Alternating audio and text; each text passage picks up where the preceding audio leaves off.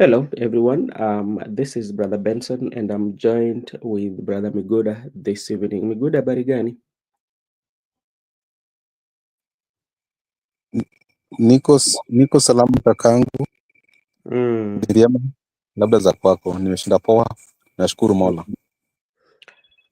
Mi niko salama tu, ni ile hali tu ya kutafuta na vilevile pia kuangalia yale ambao yanatokea nchini, sana sana ukijua kwa saizi watu lakini nasema kwamba naweza sema kwamba watu wote wanaangazia haya, tuseme kwa uchaguzi ambazo zinakuja, um, Mbere, Kasipul, Malava na kila mahali tunaona kila mtu anasema yale ambayo anaona inawakwaza. Labda wewe pia uko na maoni kuhusu mambo inatokea saa hizi, ama wewe unakaa ni mtu wa kuangalia tu?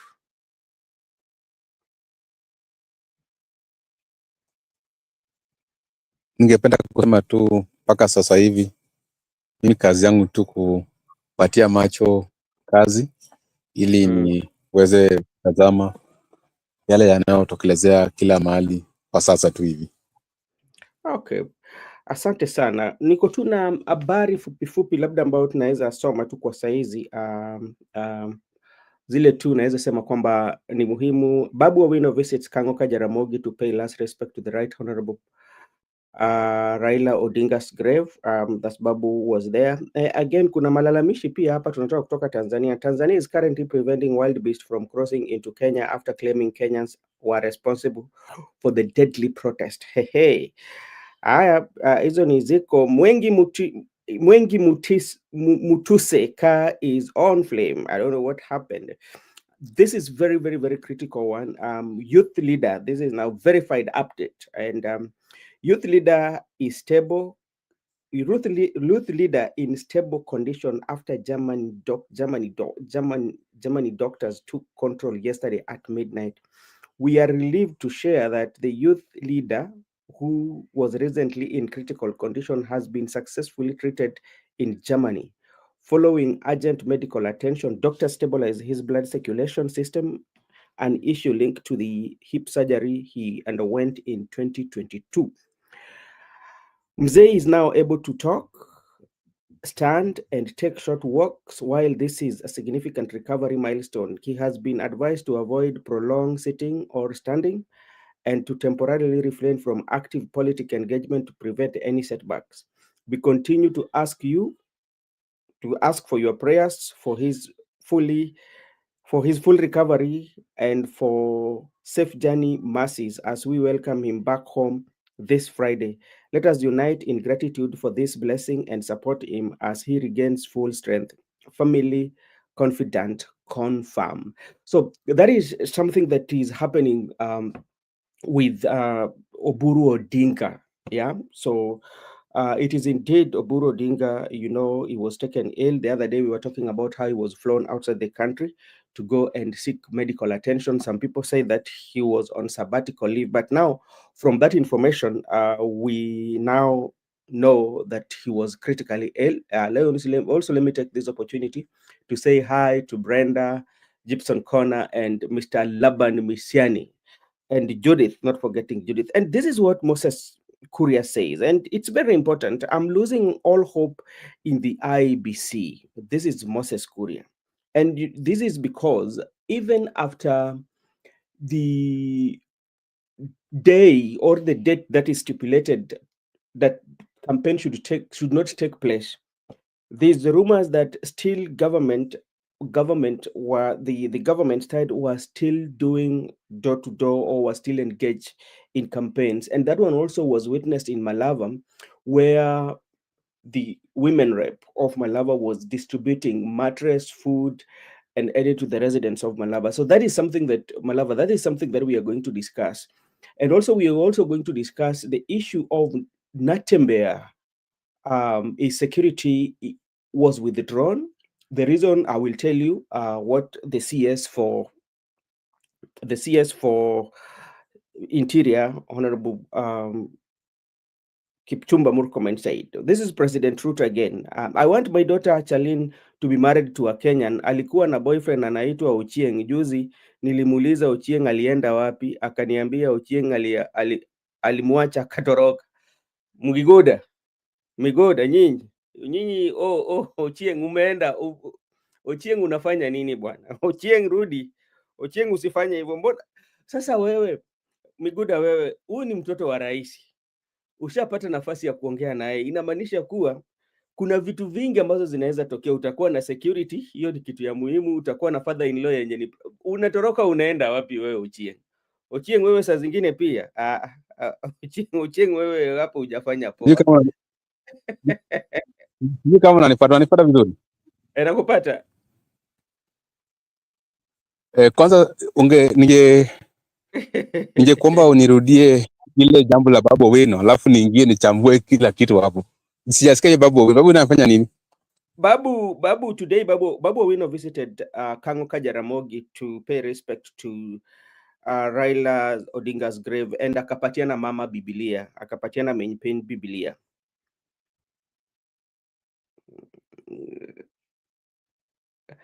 Hiyo utaongele. Okay. Can you allow me to say something? Okay, go ahead. Can I say something? Yes. Have you heard that meme?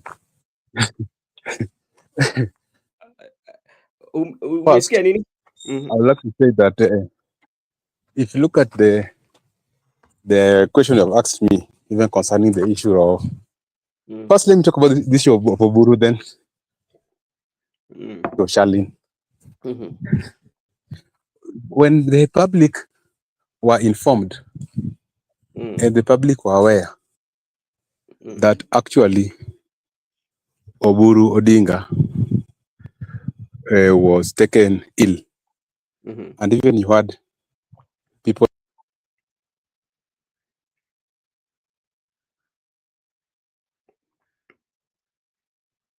Hello, Migoda.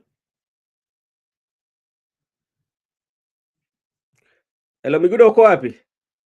All right, thank you so much. Somebody is asking, Godia is asking, Migoda, why did you drop Charlene Ruto? That is according to the president. As we wait for Migoda, I think like there's a problem. Joseph, I can see on the comment section. You can also join in. Another issue that is also trending today is about the issue. This was said by the Tanzanian president. Kile ambacho najiuliza, mbona uchaguzi wa Tanzania umewahusu sana wa Kenya kuliko hata wananchi wa hapa. Yaani kila mtoto anaye. Okay, Miguda, you back? Yeah, I'm back. Can I say something? Go ahead. I don't know. Sometimes when I'm having some strong points, my network is disturbing me. Yes. when some things are very interesting. Okay, let me say two things on whatever you have said. Yeah. About Oburu Odinga. When members of the public were very aware or were informed that the old man was taken ill, yeah, they declined and they said he has taken a sabbatical leave. Yeah. But today they have confirmed that his situation has been restored, and we are that the members of the public were right and the families were wrong. So, to this extent, we can't believe many things concerning Baba's death. We try to say some things, but we are told not to speak. To this extent, we are yet to trust the. All right. There's a problem with your network. Maybe you can fix it so that we can. Okay. As Miguda is still fixing his network or his. I tend to agree, especially when we talk about the health of the party leader of ODM, Oburu Odinga. I think something that maybe they did not oversee, or something that they did not looked into, especially when they were giving Oburu priority to become a party leader, especially in our politics in Kenya. Politics in Kenya is usually quite much active. From the day you cast your vote, immediately the president is announced or is declared the winner. The following day, the politics starts. And if you look at the age of Oburu, and the kind of active politics that is happening in Kenya, it's quite much tiresome. Remember, flying each and every time. Immediately he Hey, was. Yes, me good. hey, I don't know today. Today they have caught me. Today they have come back to me. Today is like the needs have gotten up with me. Are you But working or you are stationed in one place? region. No, Are you working I'm or you not are? working. I'm standing. Oh, okay. I don't know why your internet is um I'm just. I'm. I'm still. I'm on my usual. I don't know today because they are in my region, so maybe they might disconnect many things here. So I just yeah, wanted to say that concerning the issue of Oburu Odinga, yeah. we were right as citizens, but family was trying to mislead the public. This issue of mislead the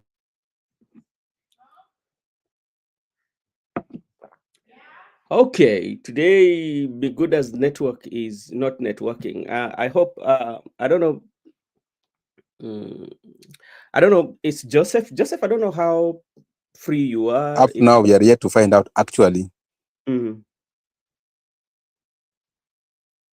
mm. Okay, Biguda, can you? Hello, Mr. Joseph. How are you doing? Hata wewe pia network yako imeleta shida. leo hii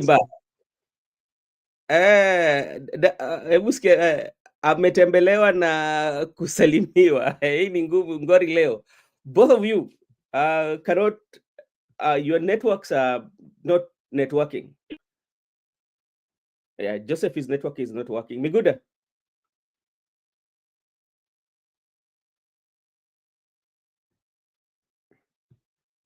Okay, thank you so much. As we wait for Miguda to come in, I don't know what's happening with their network today.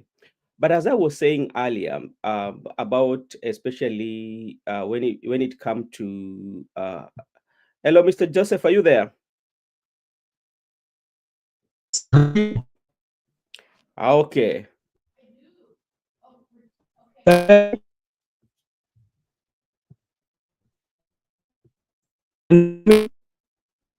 Hello.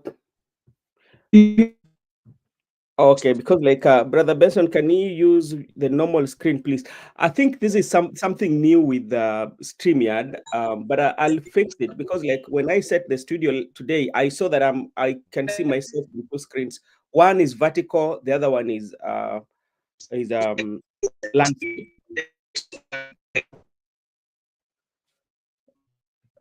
Okay.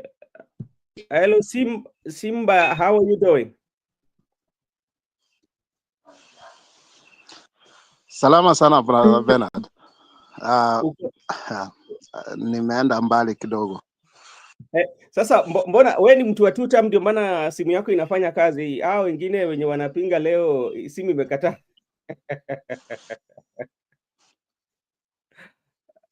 Hello. Au unajua ni wanapinga serikali watapata wapi network? Ebu ongea na serikali wawapatie network for today so that we can we can talk.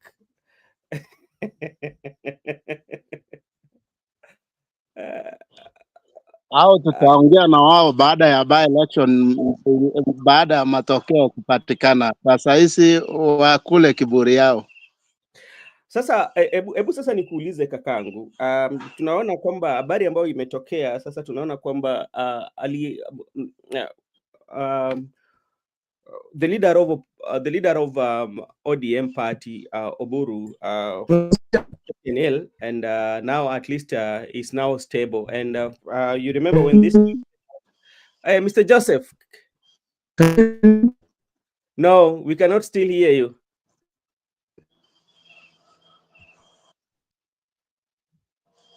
Miguda, can you hear us?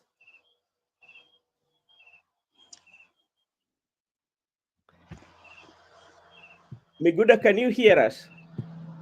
Yeah, I can hear you people. Heard me. I can Okay. hear you. I can All hear right. you. I was All in right. the bay waiting. I was in the bay waiting. I've sorted it out. Okay. Okay. Thank you so much.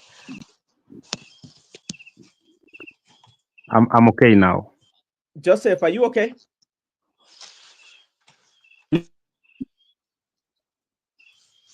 Joseph. Haya, hebu bado unda kidogo. Joseph, bado yako iko. Sasa Simba, wacha nikuulize.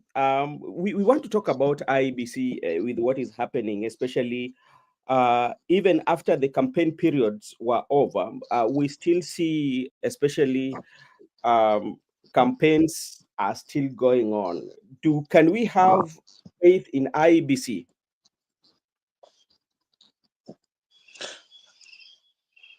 Brother Benson, Yes. campaign in politics haziishi, inaendelea mpaka kesho. After elections inaisha saa kesho, hapo ndio campaign inaishia, baada ya kujua mwenye ameshinda ni nani. Na mbona Yes, wanasema kwa sababu wale watu wenye wanapiga kura, majority of them hawana their decision. Unapata mtu wakati unaenda kwa station anakuuliza we unaona tunapigia nani? So hiyo si campaign. Na ni kila mahali. But you see these campaigns of bribery, whereby we saw it happening in Malava, especially the county, the women rep in Kakamega constituency were distributing mattress, food, blankets to the people of Malava. Why was that one so? And people feel that one is not right. Ukumbuke mwenye alikuwa ana distribute hizo items ni mtu mwenye ni mwakilishi wao, walimchagua. So kuwapatia words hapo hakuna makosa. Okay. Yes, wakati mtu amekupatia kitu na kama hutaki, mbona hatujaona watu wakikataa? But people feel that was she could have waited until all the campaigns and the voting is done, then she can do that, because by doing that it feels that you're making people to vote, because you're kind of like interfering with the you're going against the law. I mean, if to say. Brother Ben, wewe umewahi kuwa Kenya wakati wa uchaguzi? Yeah, nimekuwa.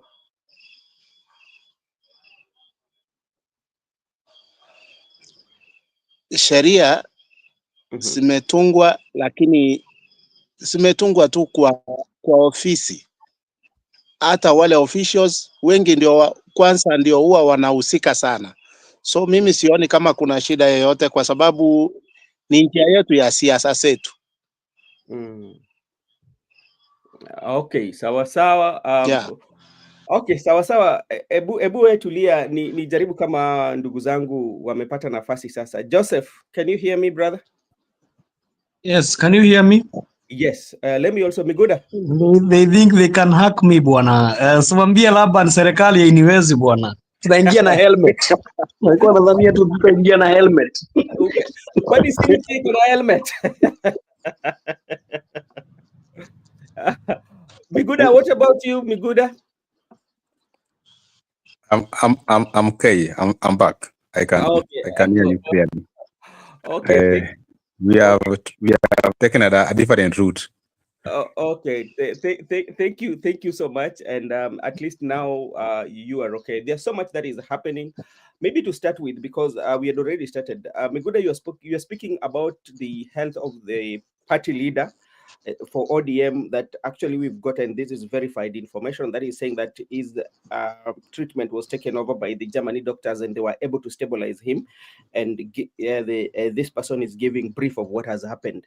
And in the public domain, we were told that there was he went for sabbatical leave. That was what we are getting, that he went to sabbatical leave in Dubai, and now we find ourselves in Germany. You were saying something about it. Okay, I will say something because the party leader is a public figure. Yeah. His health is of concern to the public. Vis-a-vis, the health of Raila Odinga was concern to the public, and that's why we are saying somebody somewhere messes Baba's health. That is why we had that crisis anyway. But Oburu Odinga, you understand that he was flown to Germany. Then he has been well since there are some action the doctors have taken. That's my opinion, that whenever there is a problem and you're a public figure, the members of the public need to understand what's going on. And it is very important because even if that person belongs to the private family, but also it's a servant of the public, there's nothing wrong by him disclosing his health status. Many public servants have been disclosing their health status. I just wanted to conclude by the issue of Ochieng.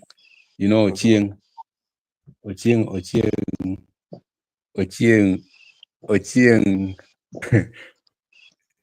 declining to marry Ruto's daughter.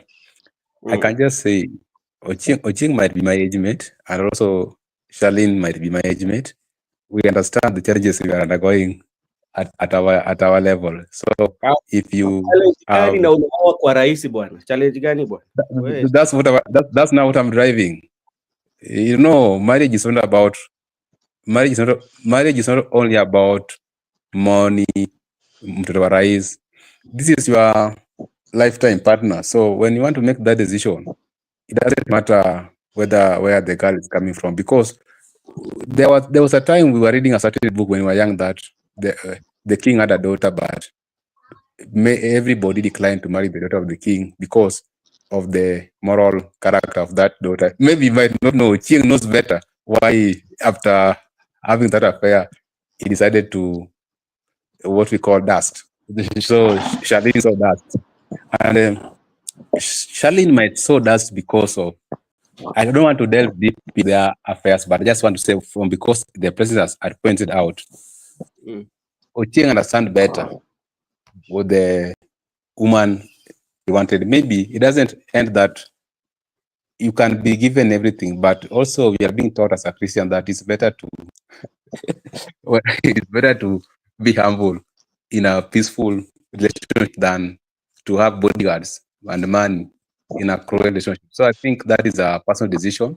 And therefore, if Ochieng decided to decline the proposal from the president and the daughter, that is something that is personal, and our president just want to, maybe one day we are also praying for Charlene, that one day you'll get a very good husband of her choice, and things will just work out for him, because we were taught that there are two things in this life that you don't need to hurry, that love and death will just find you. You don't need to hurry. That love will just find you along the way, and don't need to hurry. Don't even commit suicide.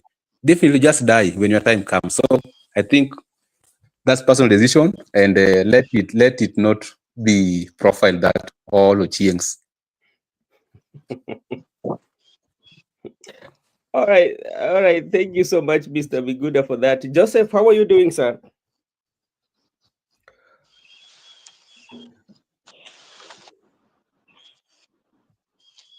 Hello, Mr. Joseph. Okay. Sasa si ndio hiyo helmet yako sasa ikusaidie. Wapi hiyo helmet ulikuwa? Joseph.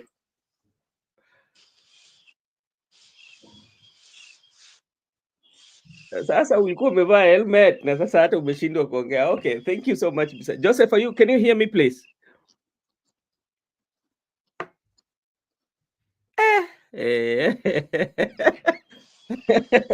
Helmet has been Simba, can you please help these our brothers? Hebu wapatie connection mzuri.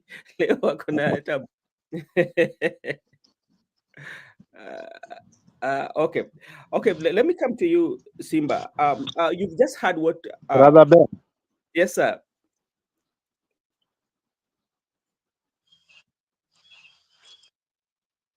I can hear you. Go ahead.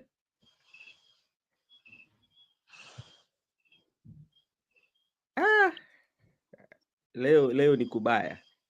We've just heard Moses Kuria is also saying that he complaining about the IBC, and there's so much that has taken place, and so many questionings that many political parties are putting in are asking, including the press that was held by the United Oppositions, whereby they are claiming or accusing the government plot to rig the election. And this is something that we've always. Yes, are you back?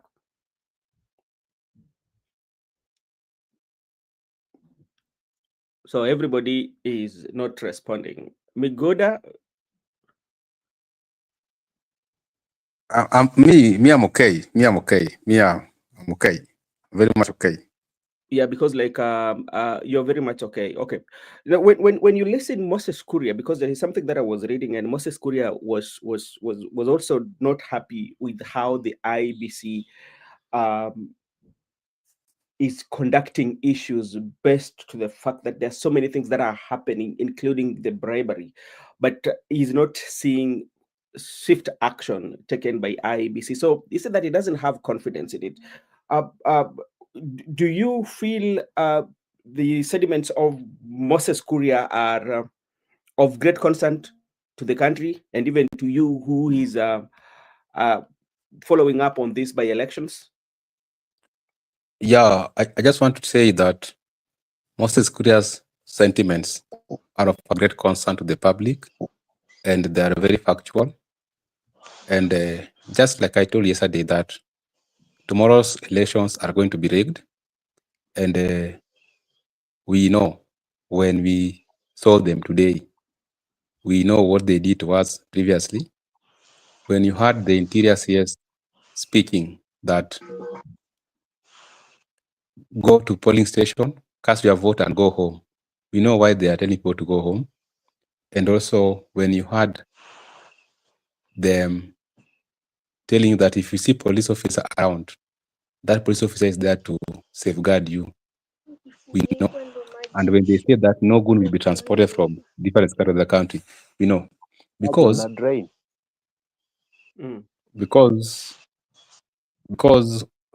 we have had similar sentiments before, and we have been into the trenches when we were in opposition, and whenever we had any by-election, even the general elections, there were instructions, and we were, and Matiang, to be precise, deployed police officers, including supplying more ammunition using the police craft into the regions which were perceived to be Raila Odinga's stronghold.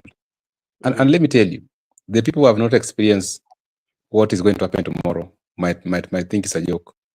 If they want to rig, they will rig, and they go to an extent whereby they deploy police officers. What happened to our region?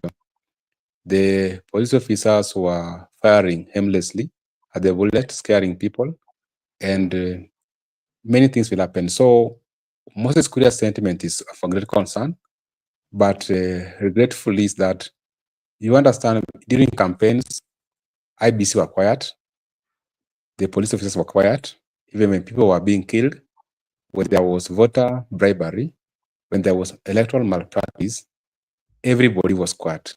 But today, D-Day, IBC is out speaking loud, the internal CS is speaking loud, because they had planned, they had plotted everything, and they know what they are going to do. So we just hope for the best. What we must maintain as a citizen, that we should not lose lives because of a mere special election. We should ensure that we are all safe, and we should not lose the people. But all in all, it is true. And tomorrow we will be here. We will see how events will unfold. So that is very unfortunate that our electoral body has been captured. IBC has been compromised, and they are taking instruction from a certain quarter. Instead, they ought to be impartial, neutral, non-partisan, but that's not the case. They are actually acting on someone's instruction, including our law enforcement officers. So we are aware that this is a trend, even in 2027. But as a people right now, we need to move very swift to ensure that we go to court or we demonstrate and protest against the electoral malpractice, because there's no room whereby a candidate has been cleared who is under investigation. A candidate has been cleared and he has been openly bribing people, even after the closure of the campaign period. You understand that the people are still moving door to door, giving people money, election bribery in the broad daylight. So I can just conclude by saying IBC has been compromised. IBC understand what they are doing. They know very well. And the law enforcement officer who has been deployed also have been given instructions. So we just hope that let us not lose lives. We be safe as we witness how events will unfold. But whatever Moses could have said should be taken with a great concern. It will even affect the general election. So we should move very swiftly. And I'm very happy because it's good. Moses Kuria has now condemned the IEC. Moses Kuria has now come out very clearly and also demonstrate that actually he lacks faith in the electoral body. So I'm very glad. And I'm also glad when I'm seeing people like Matiang'i now coming out condemning the IBC. So I'm happy because it's now a collective responsibility of Kenya's people who are now understanding that it's a great deal for us to have a free, fair electoral body. At the same time, I'm very happy because it's now a collective responsibility for Kenyans to uphold the constitution. This constitution was not promulgated for a certain region to uphold, protect, and defend it. This constitution was promulgated for the entire country to uphold, defend, and protect it. So when I'm hearing characters like Kuria, Matiang'i, I'm very glad now all of us, holistically, we are protecting, defending, and upholding the constitution. And that's the way to go. And all of us should demonstrate, because if we don't talk, things are not going to be good. All right. Thank you so much. Joseph, how are you doing, sir? Sorry. I went to fight with these guys. You know they are disturbing me too much. Wananisumbua sana bwana. Helmet ilikuwa imepigwa ikapasuka, ukaenda kununua. Imebidi niitishe truthful man nijue ni nini kinaendelea bwana. Helmet like that one ukigaza Gachagua. Nimevalia ile ya Narok. Oh yeah, hiyo ya Narok. Okay. There's quite a lot that is taking place, especially barely 48 hours after, despite the 48 hours rule, you still find that the UDA campaign rallies in Bere North continues, especially in earnest. That's according to Moses Kuria, and he has given a photo of the same, whereby guys are lined up and they are getting money, and this is going against the rule of law. Now, when you look at this and look at the results that are going to come tomorrow, if people are voting, let's say tomorrow, where they are voting, and it happened that the UDA candidate wins, what will people say? And with what Brother Danny is saying, that there is getting hotter, and I can see court nullification on the election soon after by election. What is your take on those? Thank you. Today I have so much things to talk about, because today so many things have happened, Brother Benson. Yeah. I don't know if you know what has been happening, or you have been advanced with what has been the happenings of the day. Yeah. But I've seen quite a number of activities that have happened, starting with the one which has come right now in the evening, that UDA has taken 2 seats from the Rift Valley, the ones which were not contested. So they have already been announced. Those guys have been announced. They are the winners. So there is no contestation there. So now we get into the to the Thursday. I told you Thursday is coming, and now it is here, because we are only leaving some hours. I think we are about how many hours? 2 hours or 3 hours? 2 hours tops to Thursday. And the revelations that have been coming in through from all the sides, you're hearing from the opposition side and from this other side, it is very damning serious. It can affect even the fabric of Kenya as a country, because the instance where you hear politicians have been taken off their security, and they have been lenders that they can only what even shocked me further is that saying that the security people or the security team was involved in irregular things and they are going to be dismissed from the force. That one even got me shocked because the camera showed what happened in Malava. So that is what Wilcomen has been saying, that is going to dismiss those police officers. So so many happenings have been happening. So many happenings have done in the past 3 hours. There is the one even for the one you're talking about, Moses Kuri, you're talking about the IEBC. Yeah. IEBC has been compromised, Brother Benson. I can just say that. I can tell you that. Because the moment you heard that these guys, the IEBC is even being talked about that they are having stuffed ballot papers. And they have not come even to condemn that or say, no, we don't have stuffed ballot papers. Have you heard anybody come to say, even if it is the chairman or the CEO of the IEBC talking about that? So we are hearing instances of where ballot papers are being stuffed, and they are saying that before the agents who have been given work by the United Opposition, they have told them that they need to check the ballot before even anything commences tomorrow morning. Okay. So I think tomorrow morning will be a day of behave of activities, which I'm praying that there will be no chaos, but the way it is looking, Brother Benson, inakaa kama tu itakuwa chaos, because you cannot know who the goonism is being deployed from. Siri Barire is saying that the goons are coming from the United Opposition. The United Opposition is saying the goons are coming from the government, and they're being sponsored by the government. So we never know the clear picture of what is truly happening. And it's the same thing happening in Malava and Kabuchai. There has been so much tension in this constituencies because of these by-elections. But what I know, tomorrow we'll see so many irregular practices that are going to happen. Because you can only hear IBC saying that we are prepared, but how prepared are they? They have not shown us the willingness of them getting prepared for this by-election. You know, even I've been shocked that they are saying in one police station they'll put 2 police officers. What if the residents, they say no, this election county niko na malpractice? Si watapita nao officers wawili na hakuna kitu watafanya. But I'm hearing they are saying that they have backup. You know, today I saw a military vehicle going to Embu. And I think it reached, sijui kama bwana Dan ameangalia hiyo gari ya military kama ilifika. I've been seeing going to Embu. And it has been even tension, Brother Benson. If you have ever traveled to Embu, you will see even the entrance of Embu, where people always enter in the county of Embu. Today they were checking everything. So, and the real issue will be, you know, where the chaos will come out, Brother Benson?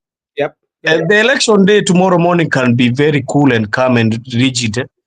But you see, when the voting starts, that is where the hell will break loose, because they have said, the United Opposition have said is a must people to be there to check on their votes, watu wasiibe votes. And then the government has said, ukipiga kura, nenda nyumbani. So we'll see what will happen, but I am telling you that one is where it's going to bring all the problems. All right, thank you so much, Mr. Joseph. And there's something also I'm raising. I heard Muchuri was talking about a situation whereby the police are going to be in a plain clothes. So, you know, that one is going to be quite much difficult to identify whether it's a police or not a police, because if they're in plain clothes, and I don't think that it allows, especially during the election like this, that the police should always be on a plain clothes. So I don't know how they're going to navigate that. And let me take this opportunity to say hi to Wandera, who is saying hi to us. Wandera, thank you so much for joining. Miguda, in a situation whereby the law enforcement officers are going to be in a plain clothes, how will it be quite much easier, especially for even voters to identify that this is a police officer and this is not a police officer? You know, how, or even like the oppositions, how will they know? In terms of security, I've just explained to you what have happened before, and how the law enforcement officers usually operate during elections. They will be very calm during the morning hours, but at around when they are supposed to close the polling station, now we'll see their real colors. And like what I've seen in Kasipul Kabondo, they have deployed more than 900 officers in a mere constituency. So you can look that heavy presence of police officers in a constituency, more than almost 1,000 plus police officers. And I can just say that if we have the plainclothes officers and they were saying that they are going to be given a badge and a tag, so they are going to be identified through a badge and a tag. And when you have a plainclothes officer, that is now where we now get confusion, because and they are insisting that actually they are going to be there. So we don't know how many are they who are going to be on a plainclothes and how many are going to be given different polling station by the distribution of the officers. But that is now left for the law enforcement officer. We as the members of the public are only inquiring that if they must be plainclothes officers, because we understand that they must be in uniform for the better identification, and they also should be armed, because even the plainclothes officers are armed. So why do you arm someone who have a plainclothes? What if me, a member of the public, I decided to arm my goons with plainclothes? It can bring confusion, because you do not know who is a goon and who is an officer. So it is very critical for the, I think, National Police Service Commission Act clearly indicates that the officer should be identified through a uniform, a badge, a tag, and armed when they are armed. So when you are bringing a police officer plainclothes in a democratic exercise like this by election, it's going to bring a lot of confusion between the who is who, because maybe, for instance, if I'm having, like I've told you, two of my private officers, I decide to harm them with plainclothes, and they can even decide to act in a manner that they are plainclothes officers and interrupt the process or scare other electorate to come. Who will be liable?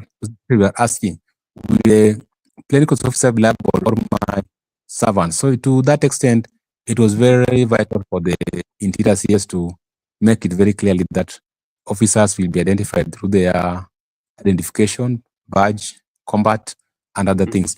But what I want to say is that when it comes to the security, their role is very simple. Their role is usually to ensure that they maintain law and order. But they go beyond, they go overboard. You'll find them trying to make people not to access the tallying center. They'll make people not to access the final counting, and they will also tell people to go home. That will be their song for tomorrow, that cast your vote, go home, because they know that you come to protect your vote. But all in all, from what I'm able to understand as a young Kenyan and also someone who has actual experience, like I've told you, me have been a scenario whereby there was a time we saw a police cart supplying ammunition to police officers, and the police officer who were on, actually they were on a officer uniform, but they decided to raid a certain slum. When they raid that slum, they raped women, they stole some properties, then they scare away people, and also some people were died. As you are concentrating on the slum incident, the IBC are busy declaring the obvious candidate of their choice. That's why I'm very much confident, without any fear of contradiction, that tomorrow's exercise has already been plotted, because these people, they have done these things before, and they were not stupid to just sit pretty, pretending that they don't know anything, allowing all electoral practices to take part in these by-elections. Then today they are out. You saw Murkomen today with the boys coming to the camera very confident. You saw the IBC chairperson very confident. These people, and even the fact that they have deployed more than 900 police officers in a mere constituency, that's a very significant that they are going to have their way. And that's why I told you that most of these by-elections are going to be contested in High Court. And the grounds for them to be nullified will be like the electoral malpractices we have seen, even beyond the timeline for the campaign as campaigning. But whatever they are plotted, right, we know the intelligence is now out. That's why you've seen people like Moses Kuri are coming out to speak or to type, because right now we have the intel, and we know exactly that. Just like I told, maybe some people have not been this side of rigging votes. Votes are being rigged in this country. And if you want to know that votes are being rigged, the first sentiment will come from the police sector or the internal security. It will hurt that You cast your ballot, go home. If you hear that sentiment, know that these things are going to be rigged. And let me just tell you one thing concerning security. Of course, we understand that police are neutral as the IBC. But you hear in some instances, the police officers will take sides, whereby they will side with the candidate of the state, and also they will side with the support of the state. If the supporters of the state will be vandalizing properties, or the candidate will be doing other wrong things, they will not even arrest those people. They will only focus on the opposition candidates, what they did to the times when people were doing this election before. So this act of police officers being not impartial is an act that we up to now, as a Kenyan, I think we still have a long way to go. We still need to press and ensure that finally we get it right, so that we can achieve our electoral justice, so that each and every time we're going for election, it should be that the best candidate should win, not that the state choice to win. All right. All right. Thank you so much, Mr. Migud. And I want to go to the handle, X handle for Murkomen. He said that after security assessment in Kasipul, we headed to Malawa, Chwele Kabuchai for similar exercise. I remain confident that with cooperation, vigilance, respect for the rule of law, tomorrow's by-election will reflect the true will of the people. We have taken comprehensive steps to ensure security, order, and conducive environment for all voters. Our officers are on the ground, fully deployed and ready to ensure the process remains peaceful and transparent. We call upon Kenyans in voting regions to remain calm and uphold peace throughout the electoral period. I equally urge leaders, aspirants, and political actors to exercise responsibility, avoid incitement that could compromise the integrity of the process. The government will not hesitate to take firm action against anyone involved in intimidation, violence, or deployment of goons to disrupt the democratic process. That is according to the CS for Interior, that is Kipchumba Murkomen. And you know, as you've said, concerning now the CS is at least visiting these areas to check and to see whether the deployment or the security measures are taken. But one thing that we still see is the violation of the electoral laws. As you said, that 48 hours, that is usually being placed, that there's no campaign. We still see that campaign taking place and is not talking about that. The IBC is not talking about that. There's also this issue of plainclothes police officers that also raised. There's also that what Malala also raised. With all this in place, and all accusation, the majority of accusation is going towards the government. Mr. Joseph, do you still have confidence? That is the question that I'm still asking. Do you still have confidence? And let me take also this opportunity to thank Nyamumoja. Let me just read for this Nyamumoja, Joseph, then you can Nyamumoja, what at Nyamumoja, Malala just said openly the government is joking.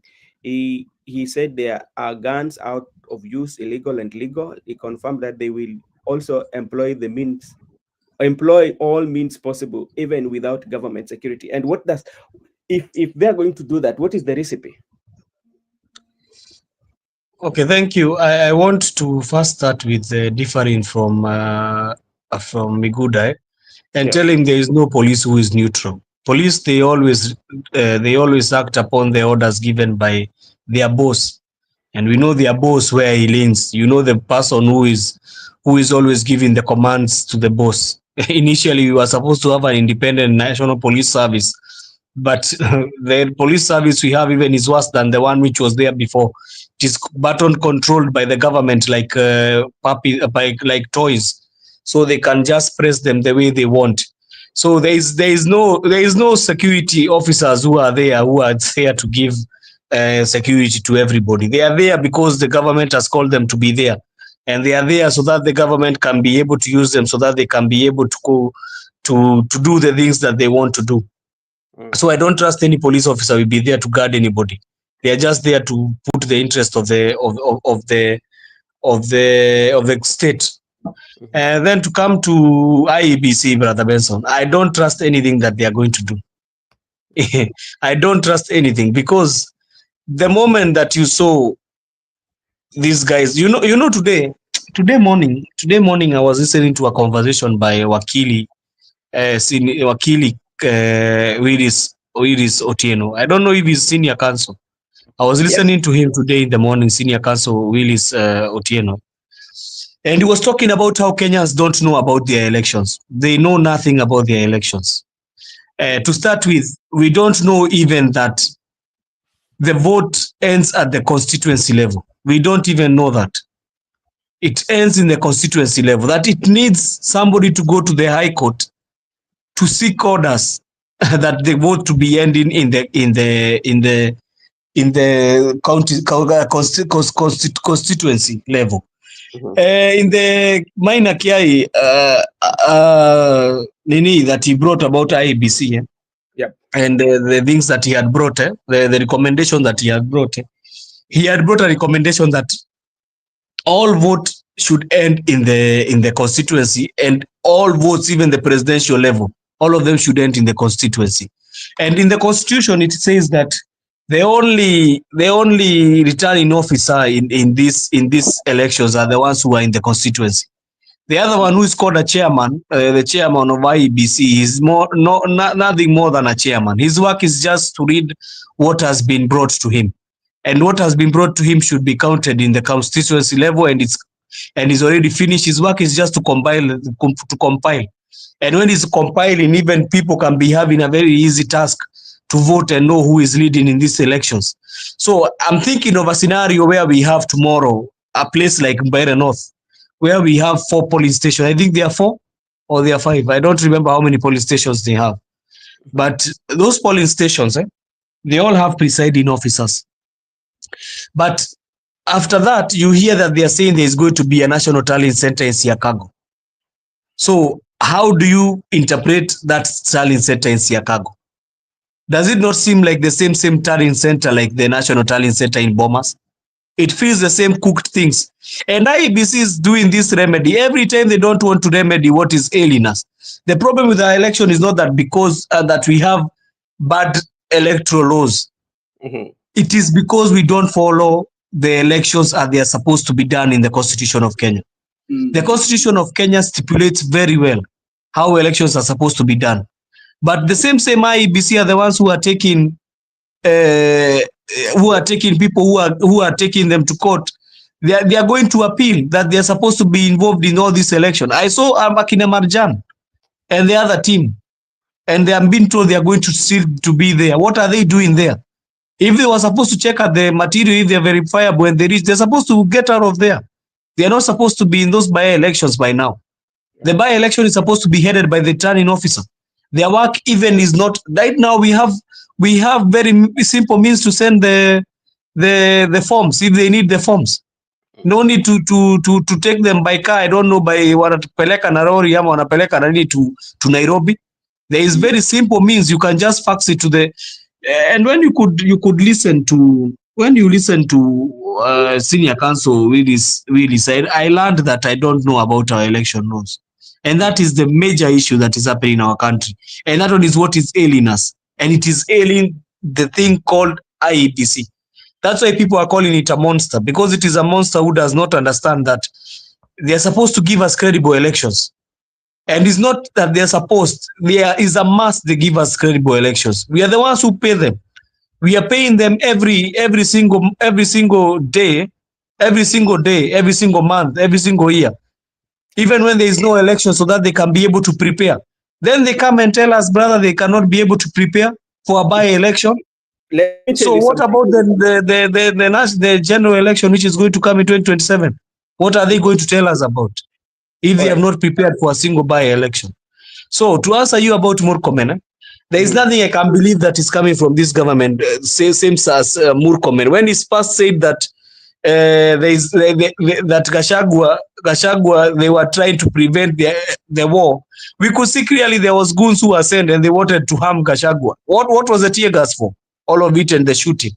You know, when you hear this guy talking, sometimes it's very funny. He said that even Nani is called who?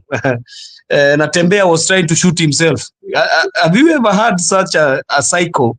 You know, it might be I'm a psycho that I want even to shoot myself, and I'm not going even to.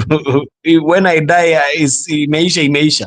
So it's hoodwinking Kenyans. And when he says that people should vote and go home, so do you mean even the agents should go home, or what do you mean? Do you mean everybody should go home and they leave the police and the IABC and the government to do what they do? And this one is going to be a war tomorrow. If they are going to they are taking the war to Mbere and to the other constituencies, and it is going to be war tomorrow. Because those people, I heard even Gachagua telling the news reporters, kesho mjitayarishe mvae viatu za raba juu haitakuwa rahisi. So I'm also advising people who are going to go wavae viatu za raba kwa sababu and I don't think Embu kesho hata Fadhadana kwa hapo sidhani kutakalika. Embu akutakalika kesho jioni. Itakuwa it is running battles because Mbere where it is not very far from where Embu is town. Is si mbali vile. It's just some kilometers but si mbali. So IEBC should just do the right thing, because if they don't do the right thing right now, brother Benson, even maybe those commissioners might it is going to be chaos because we still have 2 more years or 1.5 years. So what are they going to be doing if they cannot deliver even credible by-elections? It will be a problem. It will be a problem in this country.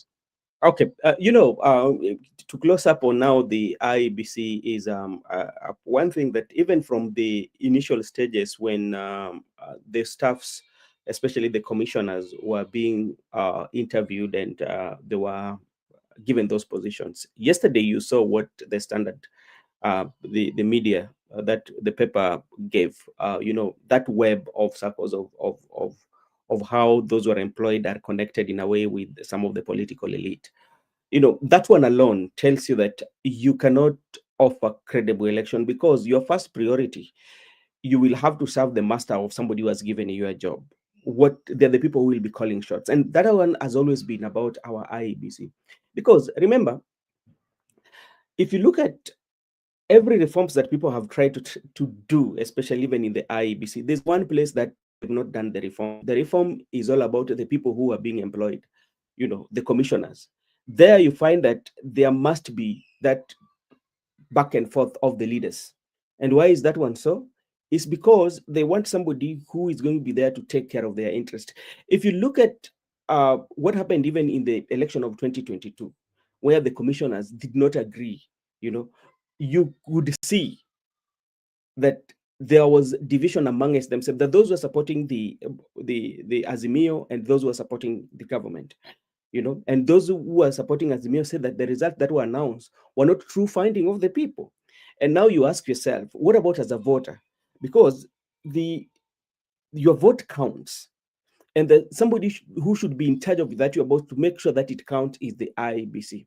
So what about that lady or that woman, or old lady in Garissa, or in Turkana, or in those remote part areas of Kenya who have gone to vote? And then their votes are not taken care of. Do you still look at, okay, your masters just have to do that? So that is something that is going to happen, and I don't think it's going to end soon. Remember, even in this, there's so many questions that have been asked about the candidate, especially for UDA.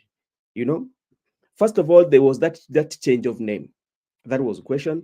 Then there's also this issue of corruption allegation that he has, including the ACC, the Anti-Corruption Commission wrote a letter to the IEBC telling them that here is a red flag, but still they go ahead to clear him.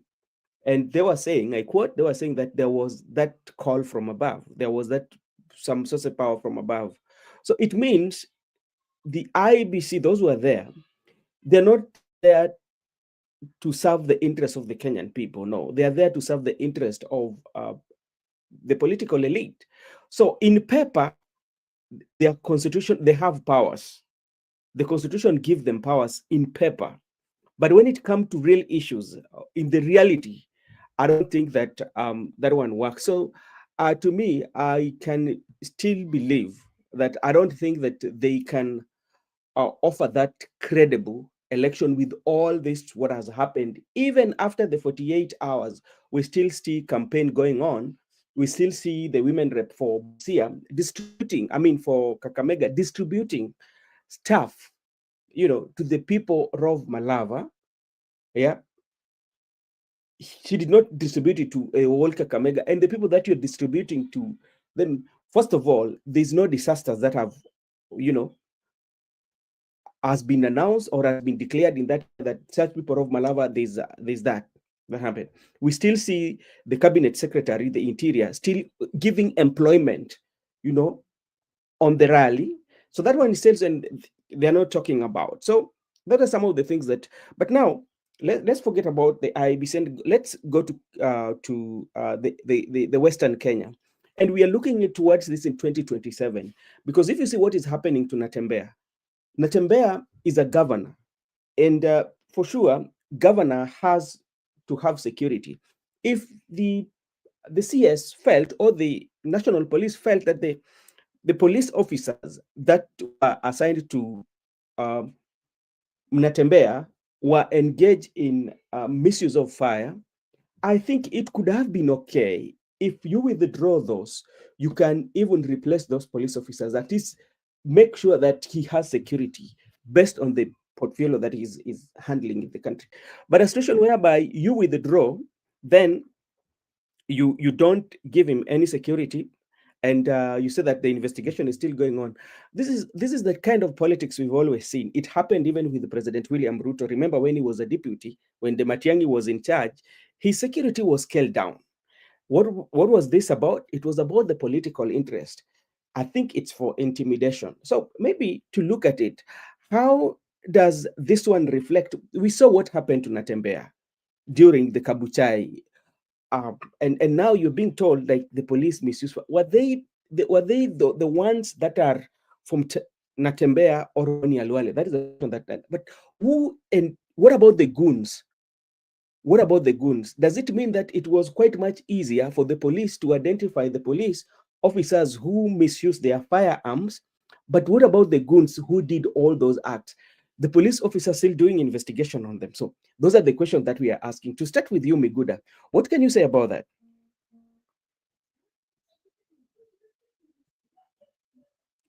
Okay.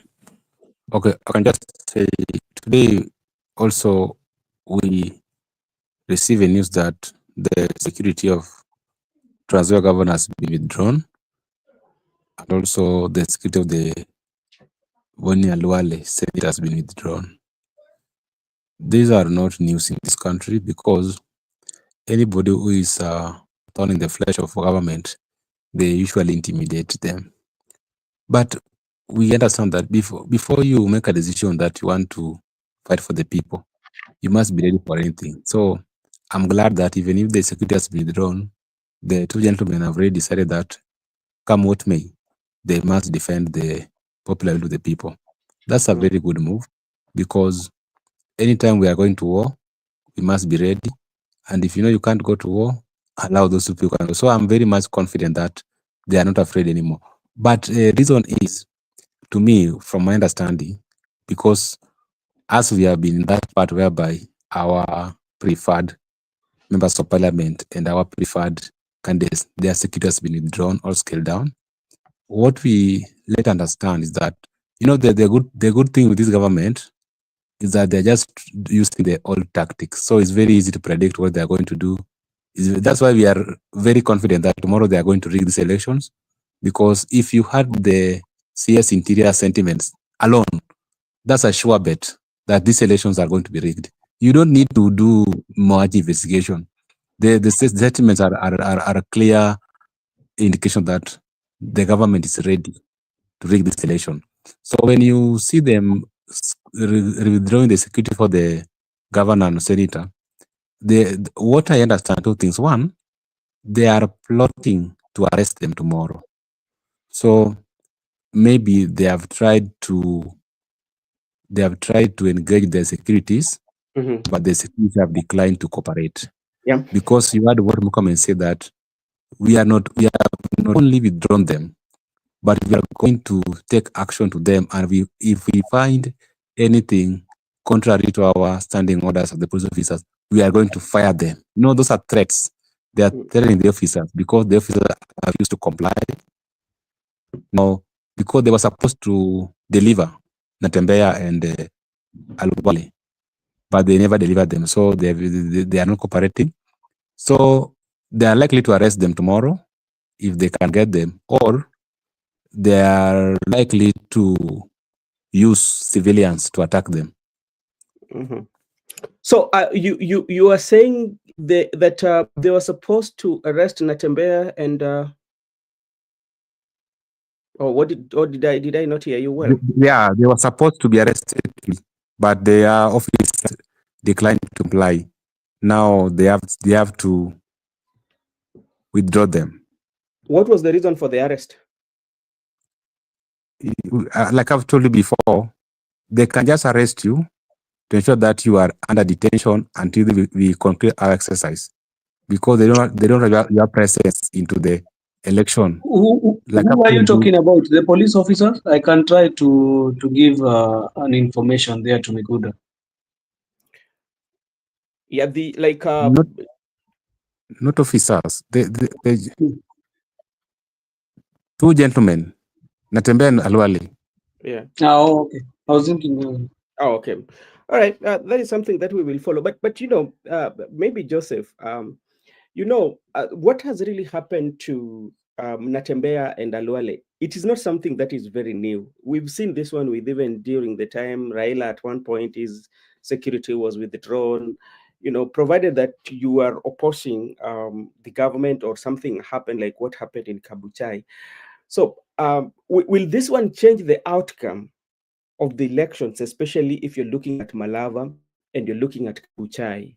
And if their security was withdrawn, what about the opponent that they were? Because this was something that they were not doing by themselves.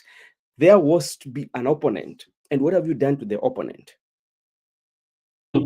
Now that one you need to ask to at Murkomen, because Murkomen only sees one side. I think his mono-eyed. He only sees one side.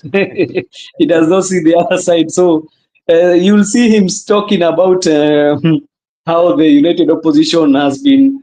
They need to arrest them. They have been conducting, I don't know, chaos. But you will not see them in the other side saying even the other part condemning. But it's okay. We know it is government, and is a must they do that. Murkomen once came and said that there's a day he came in Bunge, in Senate, when he was a senator, and said that power is transient, and he was very angry because that one was happening at his now new president of new boss Ruto. It was happening to him at that time. So I think nguki kwa nguruwe ni chungu. So I think power is transient. They did it they did it in 2021. Uhuru and the team, the police officers at that time, they tried to remove bodyguards for these certain MPs. This is things that have been seen all through. It's just a tired mechanism. There is some things that make you just tired. They are just tired mechanism of somebody who is feeling threatened by a group of people who have come together to say that your leadership is wrong. But let me tell them, you're doing that and you're harming your campaigner, your campaign candidate further. When you seem like you're going to threaten these guys, people just wake up and say, we are tired of your shenanigans and your stupid rhetorics of bringing police officers and removing them and arresting. First, if they arrest these guys tomorrow morning, or they say that night, Karwale said they are saying they arrest him at night today.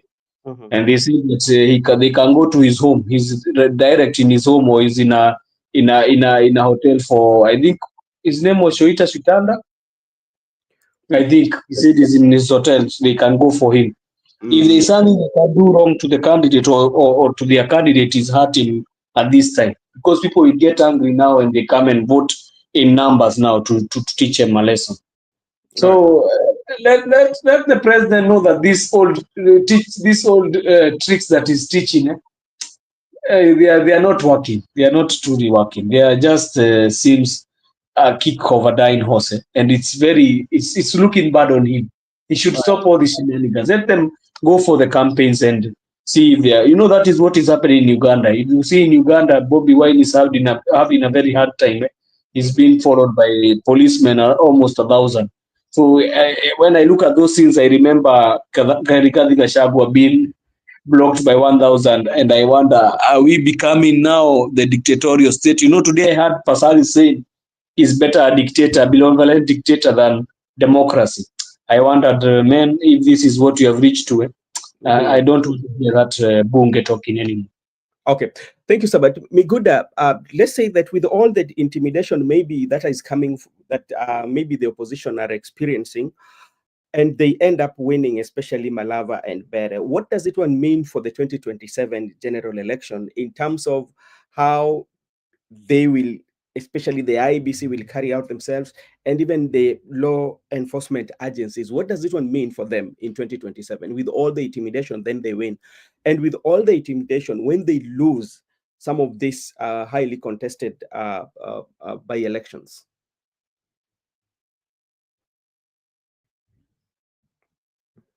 Hello, Miguda, are you there? All right, Mikuda is not there. So, Joseph, maybe you look at it in terms of the 2027, because all this what is happening, because like the other day, I told you for once, especially from Bere, leave about Malava, because Malava constituency, it was a natural death that occurred, but Bere was a creation. To me, I will say that the Bere to me was a creation of the president, especially to test the popularity, that is one, for his popularity in Mount Kenya, and again to test the capacity of Kithure Kindiki, if Kithure Kindiki can deliver in any election. Yeah, and that is the test. Just in case with all this, what is happening, in the event that they win, Joseph, or in the event that they lose, yeah, what they lose this election, what will happen again to the president, especially the president? What will happen to him? To what will happen to Kindiki? Because this is his examination that he has to deliver for the president, especially for Kindiki. Yes, thank you. We have been tackling this issue, and I told you there is one certain thing I know. Hapa kuna mtu atatairishwa kisiasa. I told you like that. There is either Rigathi atatairishwa ama ni Kindiki who will be tairishwa. Now it depends with the magnitude of vile utatairishwa. Rigathi Gachagua hawezi tairika pahali pengine. Already he was removed as the deputy president. So the one who will see fire in that arrangement is Kindiki. Because you cannot tell me that you have even been, we have given you all the machinery we can, even the police and everything, and you still have gone and you are beaten. That is the place that now it will get tricky. It will get tricky for leave even Kindiki. Even I told you, even this lady called Barine. You hear the arrangements that are going to come there. You hear the reshuffles that are going to come. Even in UDA, she is going to be removed. The party chair lady. She will be removed. Chairperson, she will be removed, and there is nothing they'll do, because Ruto does not. Ruto does. If there is one thing I've known about Ruto, if you're not giving him anything, he's going to cut you off. He always cuts somebody off, and that is what is going to likely happen to Cecily Barine. Rocco is still on a hot plate because that one was his constituency. So if he cannot deliver his constituency, what can he come and say to William Ruto? Where else can he deliver if you cannot deliver in your own constituency? Kithure Kindiki, on the other hand, they have been trying to play the politics of Mount Kenya East versus West. So if it does not go his way, he's going to tell Ruto how you are going to get votes from Mount Kenya East. How are we arranging Mount Kenya East and you cannot even get votes? It seems like they are talking in one spirit. So there is, in terms of the losses, I see a magnitude of losses too much coming in the side of the president, the people supporting the UDA government. Because Kashago, even if he's won, he can come and say that they use all the machinery and everything, and they did those kind of stuff, and they even try to bully us and steal even the votes. But now we need also to see if he's saying that he's the guy who is in there, and he's the one who is saying that he's the controller or the kingpin. We need to see him step up a bit. If he's going to win that, it's going to show him. It's going to show him as a major force to reckon with in Mount Kenya.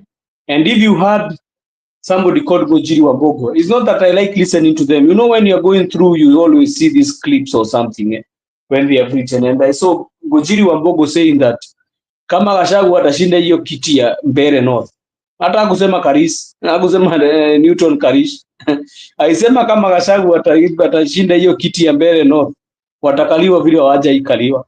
That is what he said. I hope you can look at the comment he made. Alisema watakaliwa vile hawajaikaliwa na wanaomba hata Mungu kwa magoti Gachagua ashinde hiyo election. Ashinde ama ashindwe?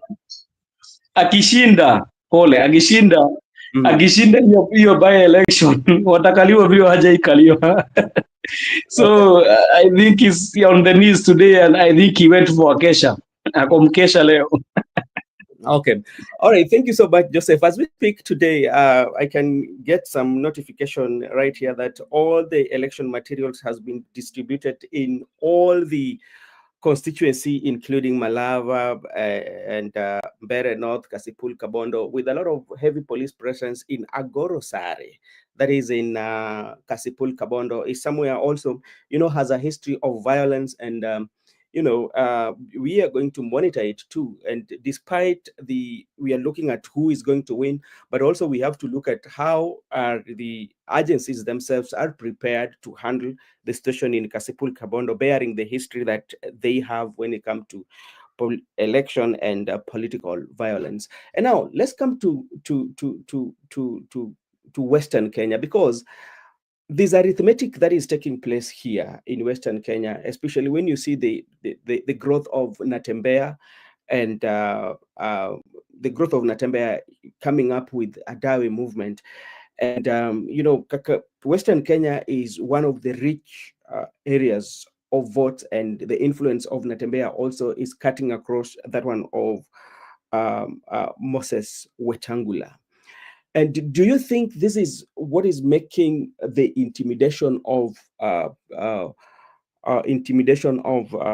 Natembeya? Because they're looking at you kind of like destabilizing the influence of Wetangula and also the influence of the president coming 2027, because these are the regions that he's looking at, is so much focus on. Mr. Miguda.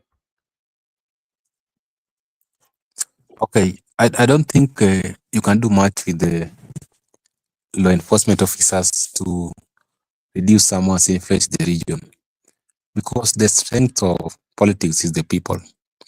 Once you have the people, good to go.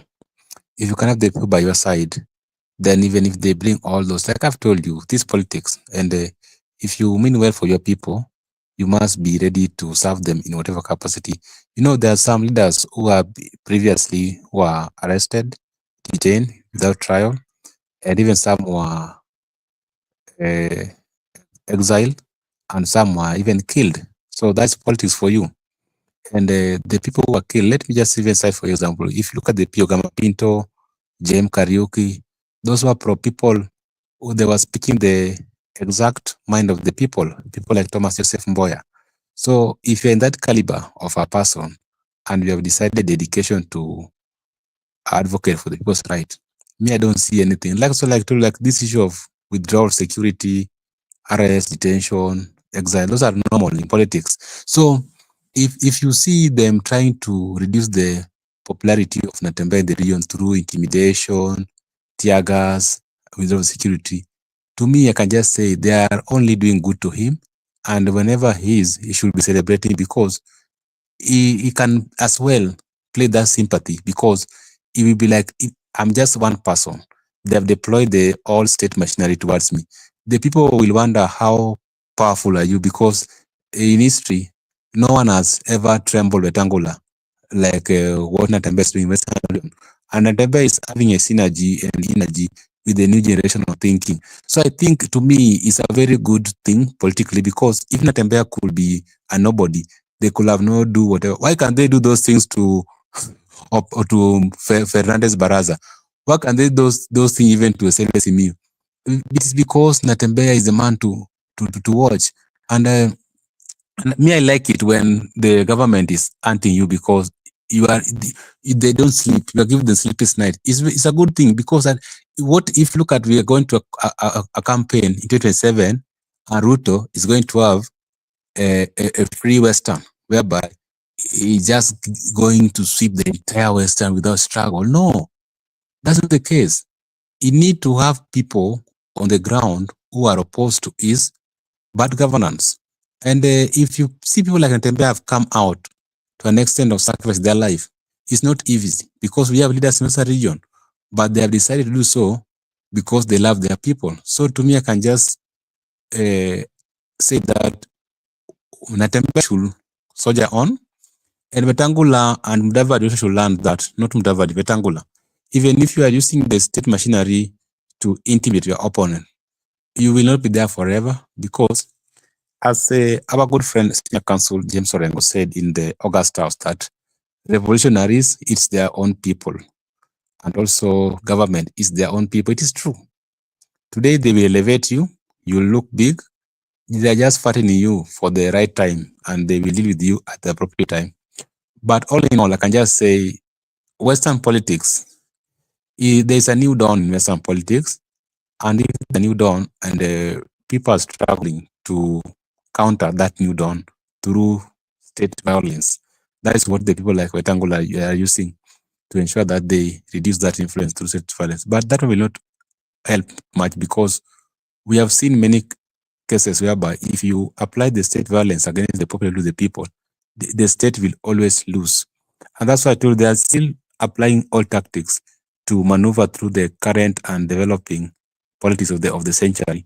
And in Western region, to me, I can just say I understand them very well, because most of them right now, they are trying to have what we call self-determination as a people of Western region.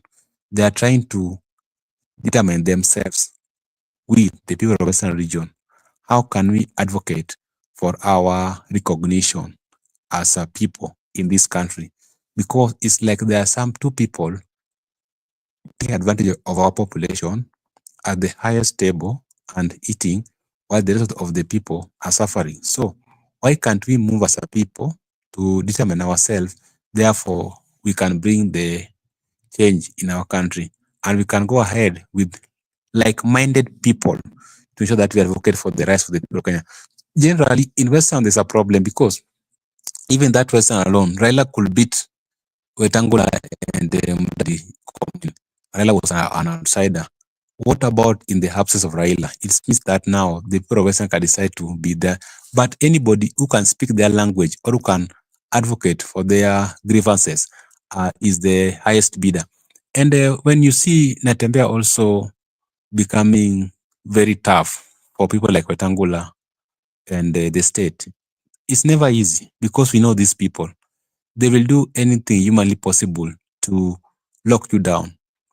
It only need some few men like Natembeya to face the state. What Gachagua is doing in Mount Kenya. You know, it's never easy for Gachagua in Mount Kenya. That's why today they are trying to intimidate him. And that's why if you heard him saying that he was advised to wear bulletproof because of anything. And let me tell you, these Gachagua statements and Natembeya statements, they are not light statements. Because these people actually, they can kill you. They can hire people to kill you. And if you see the people we are waking up in the morning, we are finding them very safe. We should just appreciate God. But all in all, brother, I want to say that change is never easy. Change, you must need struggle. And if some men have come in front trying to assist the people to bring the change, what we need to do as the people, we should support them, because once we are behind them. You know, when we are many as a people, we have the strength, because the state is not that big, because we are more than the police officers. We are more than the military. So if we can focus and support the people who have come so that we can forge on agenda, we can definitely, because there's a joke here going on. If you can listen to what Murkomen was saying in the press in previous years, simply lying on the press, and he knows very well in the back of his mind that actually they are plotted to rig, but in the face of camera, that lie. So we don't need to have such people in office. We don't need to have such people as the state officers, because why do you lie to the state? Why do you lie to the public? And even, we were watching, I was somewhere during the midday. I was in a certain restaurant. We were watching with certain old people. We were like, I was having a Muslim brother and old mzee and a certain young man. They all responded that, hii washaiba, ona vile ameongea. So if the old people can exactly predict what is going to happen tomorrow, what about the younger people?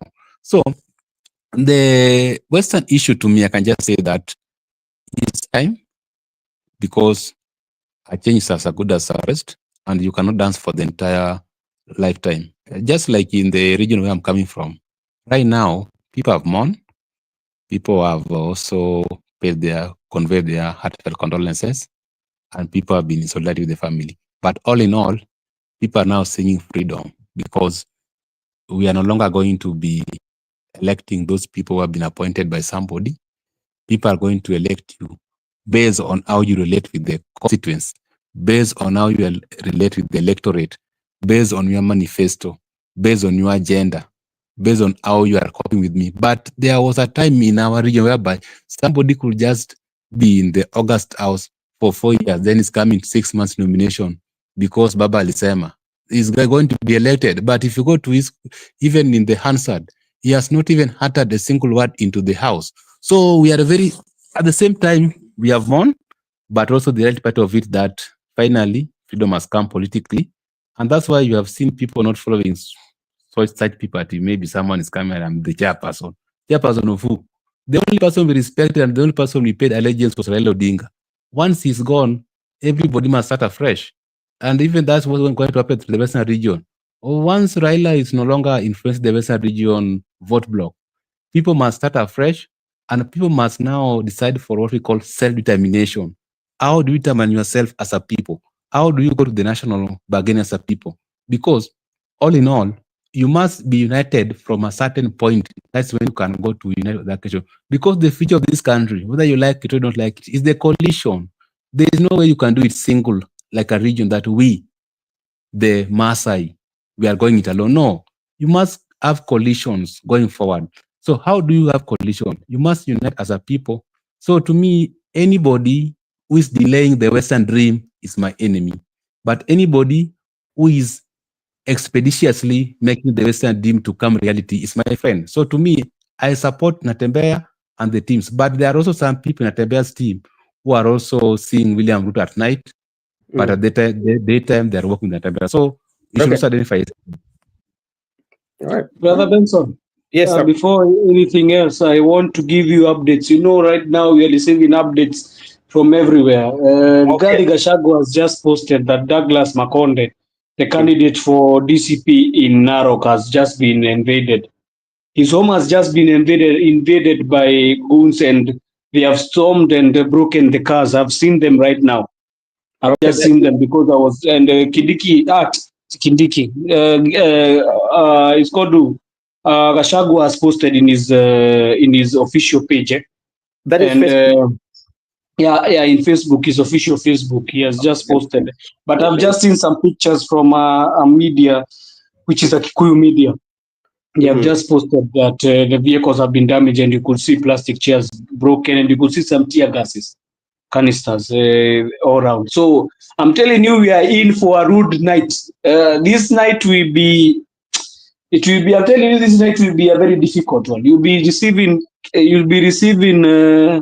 I think Dana said it an hour ago. I think I have just seen it now. Maybe they were showing the photos now. But it will be a very tough night, the whole of tonight till tomorrow morning. Because I know there is going to be some arrest. I can feel it in my gut. that there's going to be arrest of even Boni Alwale. Either those Boni Alwale, Natembeya, Malala, I'm feeling. Because even Seth Panyako has said his life is in danger now. All right, I'm seeing at 48 minutes ago. This is what 48 minutes ago at I'm now without a iota of doubt persuaded that this regime has gone mad and has lost its moral compass. This is his. I don't know. I'm trying to look at his page here. The one that I have. Oh, was it in the tweet? No, this is in Facebook. His page always has a blue tick. If you want to know the page is verifiable, it always has a like a star with a blue tick. Yeah, and he has like 872K followers. Let me check. Right. I think 9.8K. What I'm seeing in my you're looking at him in Facebook. Yep. Yeah, he always has he's seated on a red the chairs red in color. Yeah, and on the background is facing the mountain. Let me see. 1 minute, please. Yeah. You can hear me? Yeah, I can yes, hear yes, you. Yes. Yes, okay, that one is verifiable. Let me just. Okay, I'm now without. Okay, I read that. Throwing caution to the wind, heavily armed police officers and state-sponsored militia have stormed the home of our DCP candidate on Douglas Mosikonde in Narok Town and violently attacked him and his agents who were undergoing training. It is now clear that the plans to stuff ballot papers are complete and our agents are being intimidated to subvert the sovereign will of the people. This is an attempt to deny the people of Narok Town their constitutional right to elect candidate of their choice and to force the UDA candidate upon them. I appeal to the Narok people town to stay calm and turn out to vote despite the despite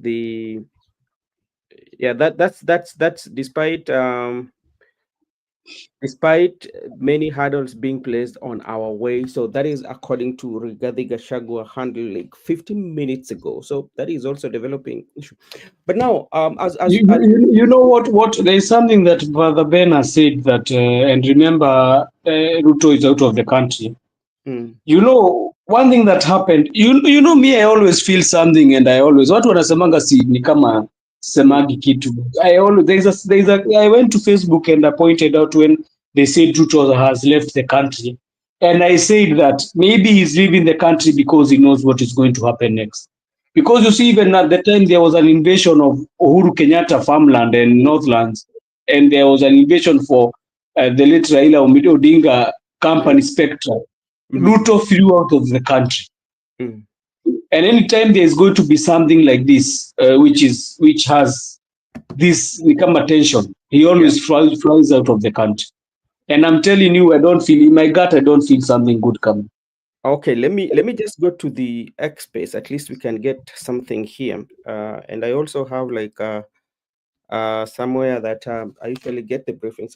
But a lot is going to go on, and that's why, like yesterday, remember yesterday when we were having this kind of discussion about what is going to happen in this by-election is a rehearsal for 2027, because if by any chance that these by-elections are not going to be handled with a lot of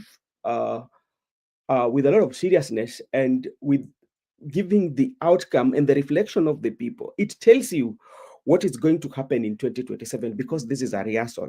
And when we were looking at it yesterday, we looked at so many areas. First of all, we look at the security agencies. How are you going to handle this election? How are you going to handle this election? If you handle it well, then you will convince the people that in 2027 it matters of security. Then people are going to be convinced. That is one. Two, it also boils down to the political class. How are you going to handle this election? If you handle this well, and when we are talking about the political class, we're not only talking about the political class that are aligned to the government, we are also talking about the political class that are in the opposition. How are you going to handle yourself? And how are you going to How are you going to handle yourself? How are you going to do your campaigns? Everything that they are going to do is a reflection, is a rehearsal for 2027. Again, it coming to now the referees that are in charge of making sure that the due process is followed, especially during this election.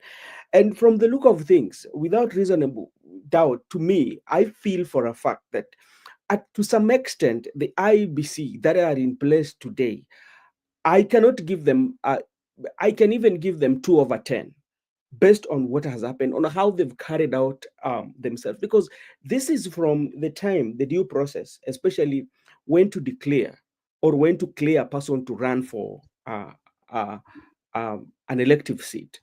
You've gotten a letter. What happens? You still go ahead, despite the evidence, documentation that you have that said that this person is a red flag. That is one. Secondly, even after 48 hours that has been given by the election, that 48 hours you should not go on campaign, we still see people lining up are being given tokenism to sway their thinking on how they should vote.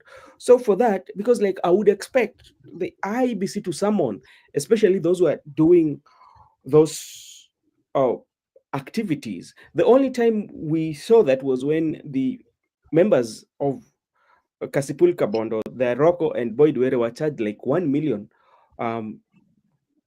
for the violence that happened. But that one was not enough, Brother Benson, Yeah. even I think you're becoming very lenient on these guys. You're giving them 2%. The IEBC, you're giving them 2 out of 10. Me, I can never give them even anything. I think they are 0 out of 10. And as we are talking, Seth Panyako house has been raided. So we are going to continue taking the updates. Where is that one at? I received from our media, there is a media in Kikuyu, we always receive the news, and that one is credible media. I know if I tell you that. It has been invaded. Let me go somewhere here. So I was saying, you are very generous, Brother Benson. You are giving them. I think I'm taking all the time. Miguda is not talking. It's very sorry, my brother Miguda. I'm saying giving them a 2 is. It's even you are generous, Brother Benson. I can never give. Maybe you give them a 1 because of bringing the materials for election, and even we don't know if they have been tampered with. So IEBC. This IEBC is even bad than the one which we had for Wafula Chebukati. This one even has become worse because you see they are clearly even defending themselves even before they have started anything. Why do you need to defend yourself even before you have started any work in those offices? Yep. And then one more thing that makes me angry. These guys, they have had how many months? When were they vetted? They were vetted when, Brother Benson, on April or May? I think they were vetted on May is when they entered those offices. Till now, they cannot give us an election which is a very good election in terms of people, of the eyes of the people. We have so much cases that are going through. We hear even they are saying that maybe they will be having problems even with the national election in next year. So these guys, are they truly serious when they tell us that they cannot give us free and credible elections? And they have been there in the office for more than four months. So it means if they cannot do a simple by-elections, it means for the next general election, they cannot, because they'll only be having around 12 months. They'll be having only 12 months before you enter campaigns. So for me, Brother Benson, you're giving them too much generosity. Me, I think I can give them even not a 1, a half, because of bringing the materials and make sure that kuna watu wanaweza simamia elections but hata hizo elections vile zinaenda kusimamia, we don't know. These guys, they seemed, some of them seem party lined. Yesterday I saw some people talking about Malava. There was a manager for elections, the name was Rono. People they walikuwa na shida sana, watu walikuwa wameleta shida sana jana. So I was checking.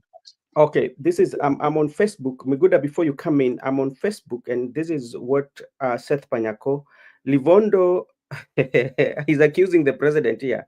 This is, I quote Seth Panyako. This is his Facebook page. He's not verified. I don't know whether this is his Facebook page. Can you Miguda or Joseph, can you check his Facebook page? because I'm seeing here in his Who Seth Panyako? Yeah, is written as Hon Seth Kaku Panyako. He has 57K followers, and he's some 31 minutes ago here.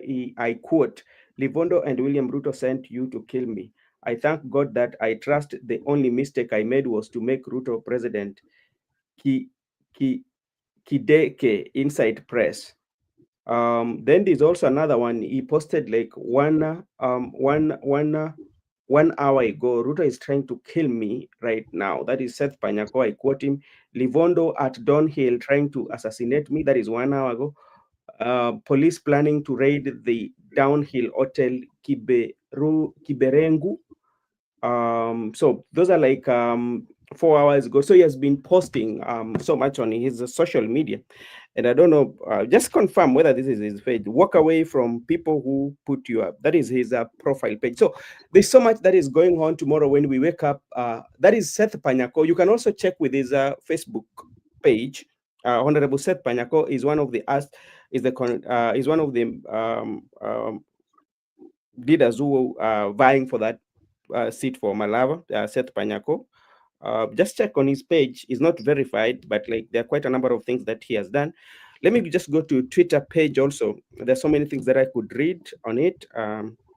If you know, sometimes you have to verify. Let me go on the tweet. So when you go to Professor TV, Mr. Miguda, this is what the United Opposition candidate in Malava. I quote. This is I think that the same thing. So it seems to be that could be the Panyako. So Miguda, when you look at all this is happening and the violence that we are seeing, especially in our election, and this is what we've been experiencing each and every day, anytime we have like election, the violence, and people talk about it, we still have the security officers that are in place, and nothing has really changed. So where are we headed, Mr. Miguda?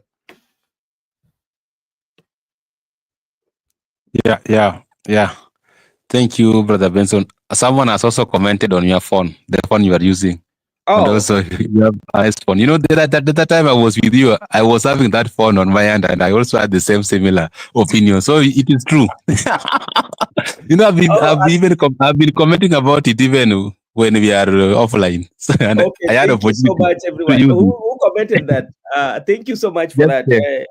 Actually, you know what? When I was with you, I told you about that phone. Now you have realized it's true. The phone is so. This is Motorola. It's a good one. It's a Motorola. Thank you so much, and thank you so much. I did not see that. Sorry for not seeing it. Yeah, okay, so I just want to say, you know, the good thing is that some of us have this intent that we have been privy to them, and before we have also been victims of the same. So the part of it is that we understand. The good thing is that we know everything. If we know what to do. We understand that in election process, law enforcement officers, their duty is to maintain law and order. I see their duty is to conduct election. Electors are just to cast their ballot. Then we call it a day. But now the state is complicating everything, and that's why when we were watching more comment today around midday, we were very able to predict everything.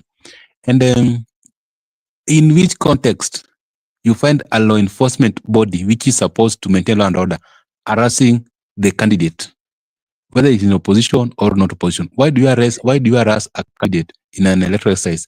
Intimidation, raiding their homes. They are not maintaining law and order. And even the purpose for deploying more than 1,000 police officers per constituency is just to cause violence. This is going to cause violence. These people are dangerous.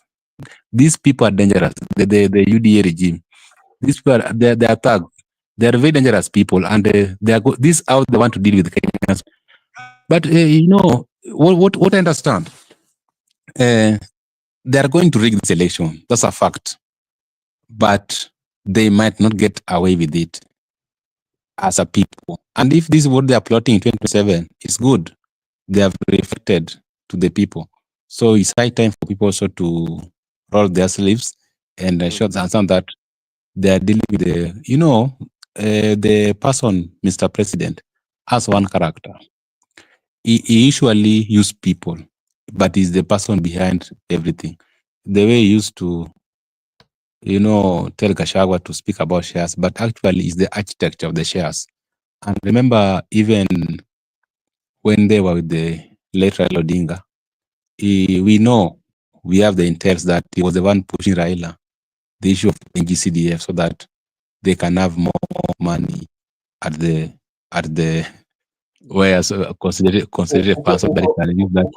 So all in all, what I'm trying to say is that let me conclude. I'm concluding. I don't want to get it, but what I'm trying to say that he usually use somebody to do something for him, then he's not on the scene. But like right now, Murkomen will be used, the chairperson will be used, officers will be used. So anytime he's not blamed. People will blame officers, people will blame police, people will blame Murkomen, people will blame the chairperson, but the guy is there. And that's why he likes Mbadi, because he's using him. Anyway, that's what I have for you. All right, thank you so much. Let me just play this a little bit. I don't know whether you can hear it.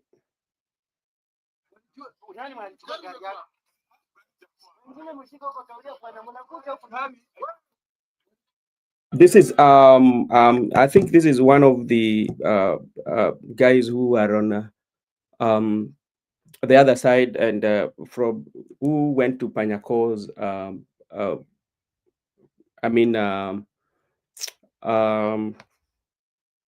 follow us, and he was beaten up. So, and this one still comes to political violence, whereby sometimes we risk so much for the politicians to an extent whereby you risk your life and go somewhere that you know it is very risky. At the end of the day, you will be beaten up. After you being beaten up, and that will be the end of you. Okay, now there's also something that is quite much interesting, and I ought to have started with it. And this one will be tied, especially, we will talk about the Kasipul Kabondo. The family of the late Albert Ojwang demand arrest of Eliud Lagat. And this one was carried in one of the papers, and remember how the issue about Albert Ojwang, was handled, including accent whereby the Homa Bay governor went ahead and decided in the construction of the house of the Ojwang's father. And now the family of late, now they are coming back. What could have happened? Because we thought everything with the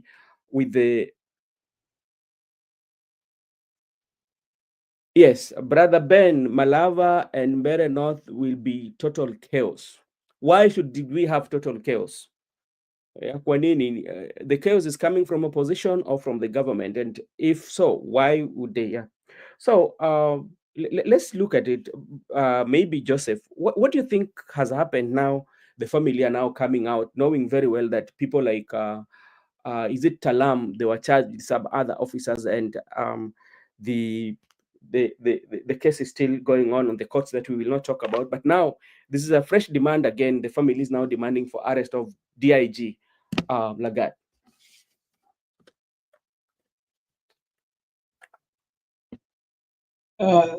Thank you, Brother Benson, for that question. I think the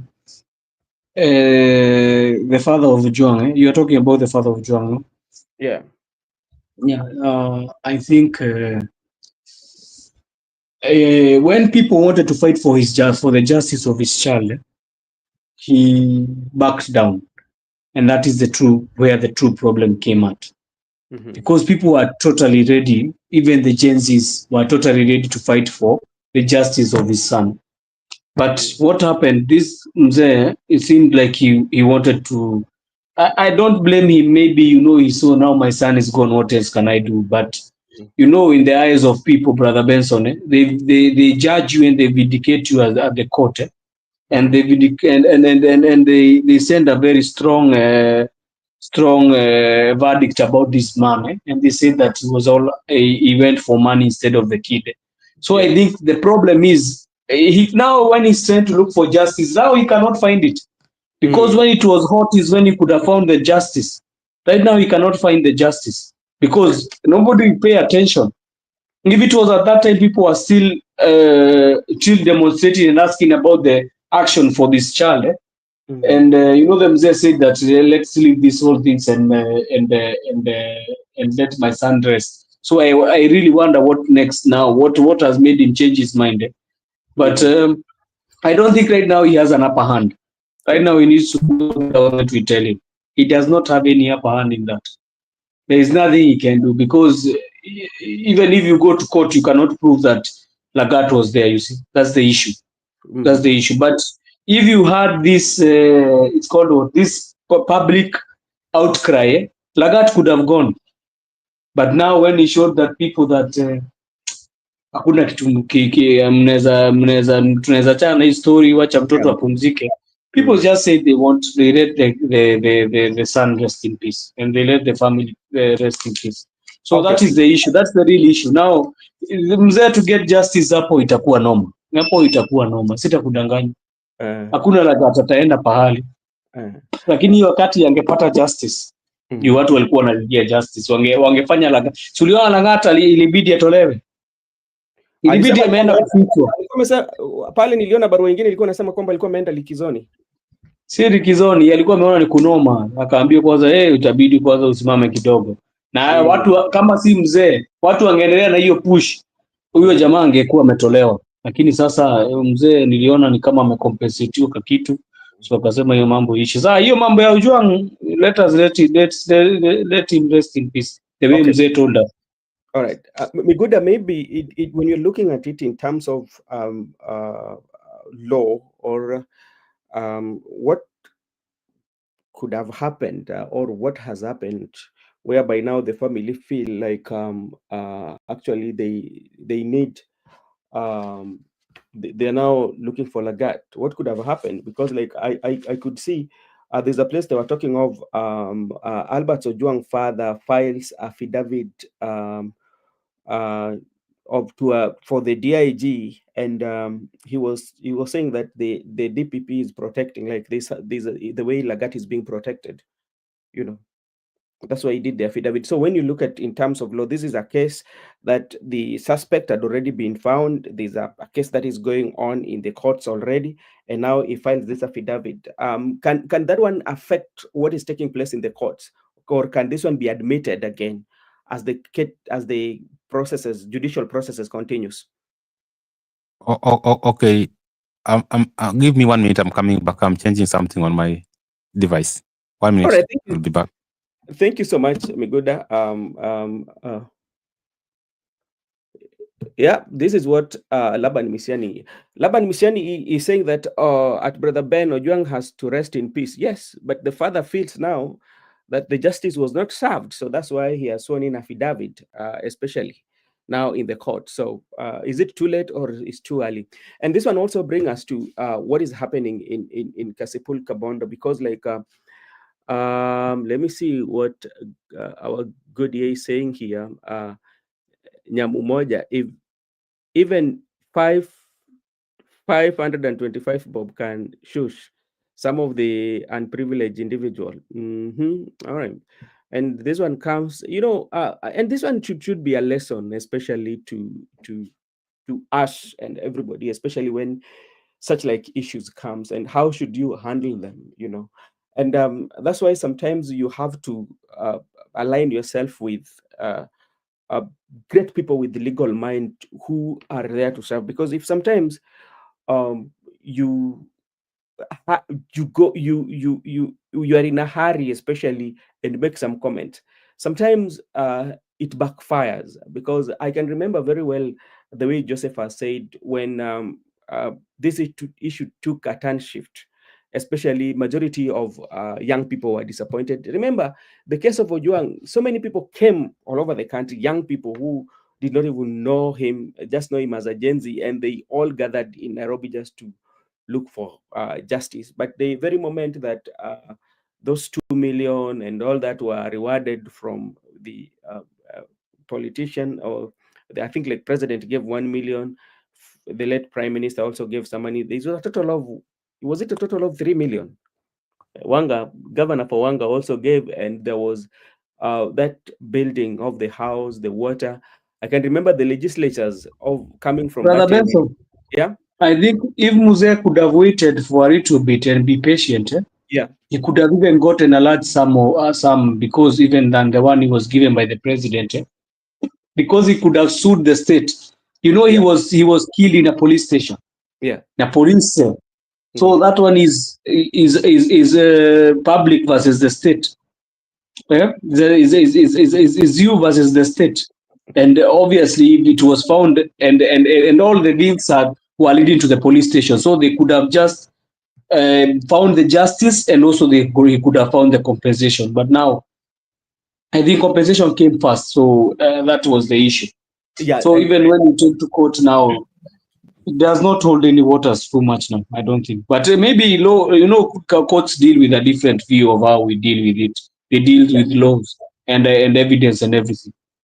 All right, thank you so much. Miguda, Yes. just to let us know limitation, especially, do we have any legal limitation on the filing? That is what Father Dan is asking, and that is also what I was putting forward for you when the judicial process is going on. Is there that window whereby you can um, at least file new evidence to the case that is ongoing? Okay, before I tackle your question, first let me also give my input. There's a problem in this country. I don't know in Kenya or in the entire world, but we have a problem as a people of this country, because when it's my turn, I'm quiet, but when I'm out, I'm making noise. Or when we want justice, there are some people conspire to delay justice. Then once the justice has been overtaken by events, then you come back to the people, surely. You know, we pleaded with Mzee, that Mzee, we can even changa for you those millions, because you understand the spirit of the public by that time. We could have given a still number. Then we say, okay, Kasongo want to give me 2 million. Okay, give us 5 million. People could have given him 5 million. But, and you saw people, there are some characters who went to Mzee, many things. So until we people also must also respect ourselves, as that when something is wrong, it's wrong. When something is right, it's right. When there's injustice, there's injustice. And when the public are crying out for justice, give us a listening here. Don't try to influence our cry. But all in all, we also respect by that time that it was their own volition, because as a family, they were now the victims in that case, because it was now the state versus the person who killed Ojwang. And if there was a state versus the defense, in the case we told that they were alarmed, those police officers. So there were so many parties. And the victims were the family. The victims are very crucial into the criminal case. But now if the victims have collided with the suspects, and they're now saying that, let us bury our own. We respected that decision by that time. And I want to be very clear, not that people misunderstood me. The public respected the decision, and we said it's a family affair. If the victims have withdrawn and have accepted the compensation, well and good. Bury your son. We wash our hand.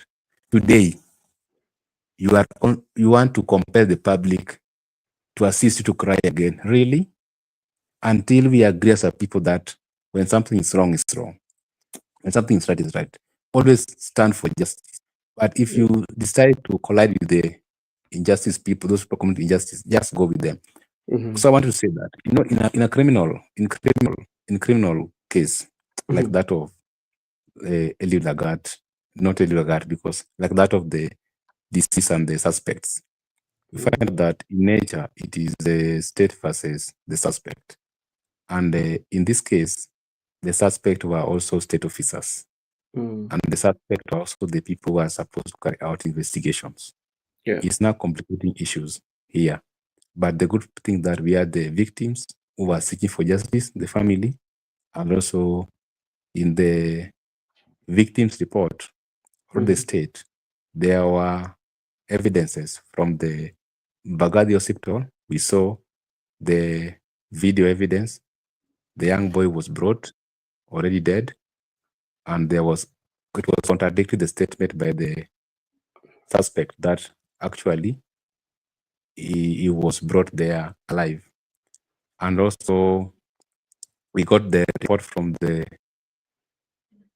people carried out autopsy, the pathologist, who told us that he was strangled, he was beaten.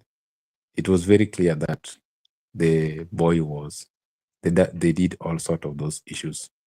So when you are instituting a lawsuit, in this case, now is a criminal in nature, and this now the state whereby after the investigative agencies have done their part, they have given the report to the ODPP. ODPP now must go to the court. By the time you are making a filing at the court, already you have seen that you have done your due diligence and the case is going on. But here you find out that already the victims, they have like hide or they have like withdrawn. But when the victims have withdrawn, you have allowed the case to proceed. So as the case is proceeding, then you want to find another maybe compelling reasons why you should be granted justice. You know, that is what the court will quash out, and the suspect team will argue that we were brought here based on the initial charges. The added charges right now is not why we are here. So you have to initiate a new lawsuit with that added filing. So as per now, we are dealing with what we have. As per that time, Ojwang was killed, and up to now, because already people like those suspects, some of them have been detained, some of them have been have not reported their work, some of them have also been attending court.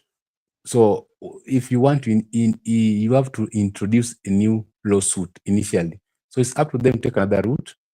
But as now, we are dealing with what we have by that time initially. And so remember the principle of criminal law, the principle of criminal law, that it should be the standard of proof should be beyond reasonable doubt. And when the standard proof should be beyond reasonable doubt, that's why I never called like that in my statement. Because as things stand right now, we want to find out the actual person who take action to kill the late deceased Ojwang. Because Lagat must just be a complainant at the headquarters. Then when those officers went and they picked him, so the person who killed, who strangled Lagat, that is the perpetrator. So we have parties there. We have the perpetrator, we have the counselor, we have the abatee, the person who assists the person who assisted the perpetrator. We call them the abatee. The person who crafted or plotted is called the counselor, and the actual person who committed the crime is called perpetrator. So they are going to be charged differently and convicted differently based on the role which you carried out during that time up to now. But morally, I wanted to argue morally, if you know, if we knew very well what happened, we could not have collided with the state for the circumstances. Then later, we are bringing back another file and also bringing pressure. No, that is very wrong. That's very wrong. You need to have been clear from the word go up to the very end.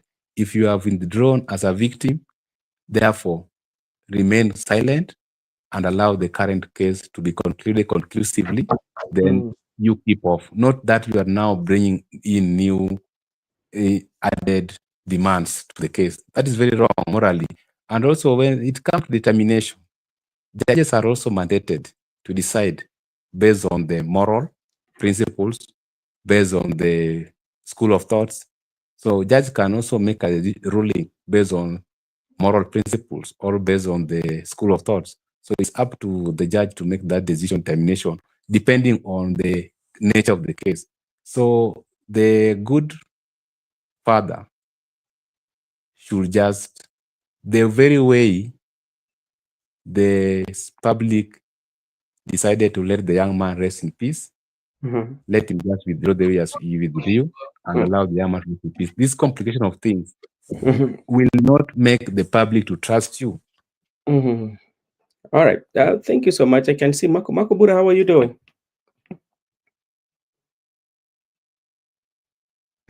Good evening. I'm doing good. I don't know whether my background is noisy from your side. I know we can hear you. Maybe you can share with us your thoughts on what is going on right now in the country. As you know that we are headed in the polls in a few hours' time. What is your take on?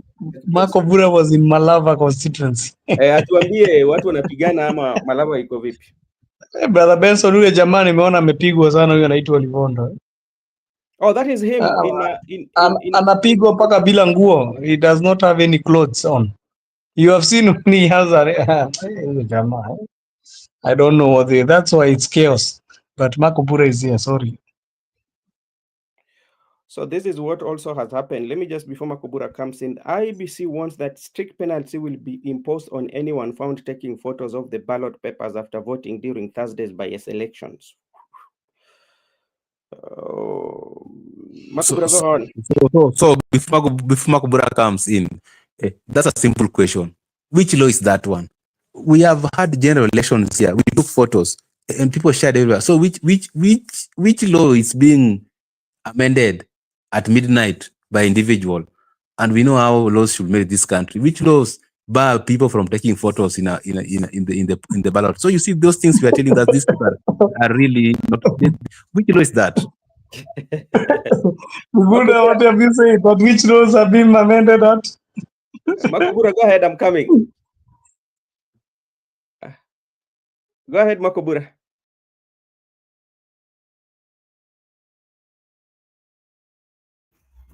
Makobura. Okay, thank you so much. I'm here.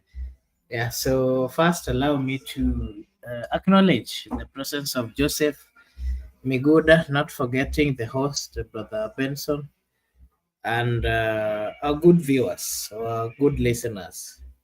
Of course, I can see good here. I saw Father, I saw Laban, I saw Shaima, I saw Brenda, I saw Nyamumoja, amongst others. I want to take this opportunity to really appreciate the fact that you've always been here with us and you've supported us in one way or another.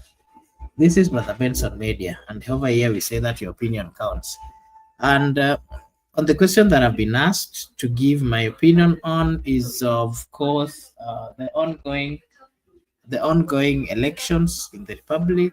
I mean, the by-elections which are going on in the Republic of Kenya. And I want to say that this March that we are seeing coming out, a typical reflection of Kenyan lifestyle and a typical reflection on how elections are taken serious or how they're viewed.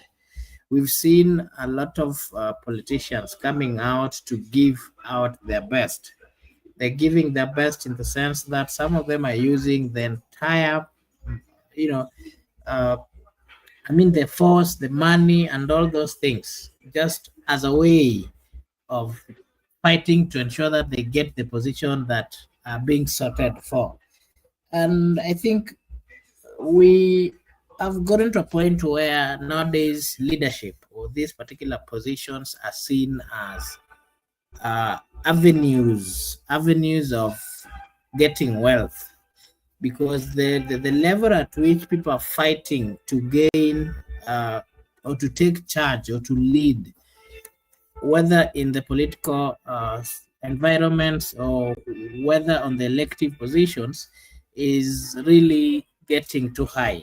And to me, they are getting out of hand because they have forgotten the mandate of leaders. They've forgotten the mandate of the positions that they are, the role that they're supposed to be playing in the positions that they are looking for. But instead, what they are currently doing is they are looking for these positions as a way of defending themselves, as a way of enriching themselves, as a way of building a circle of political or rich friends.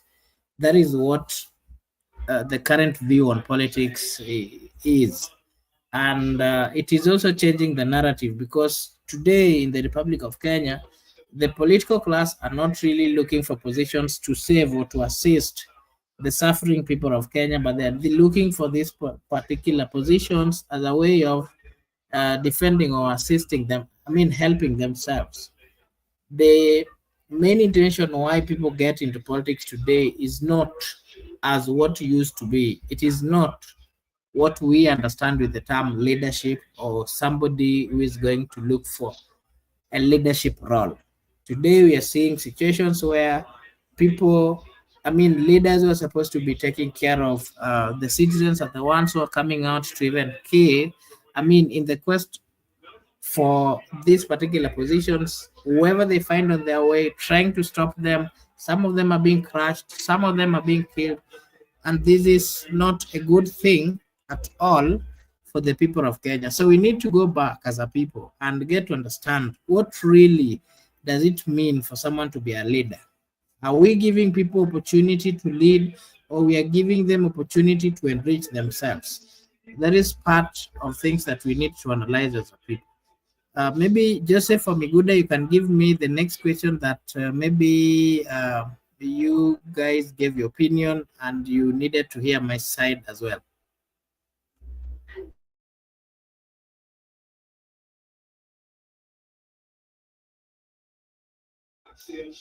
Joseph or Miguda, which question did you tackle that I'm supposed to give my take on as well?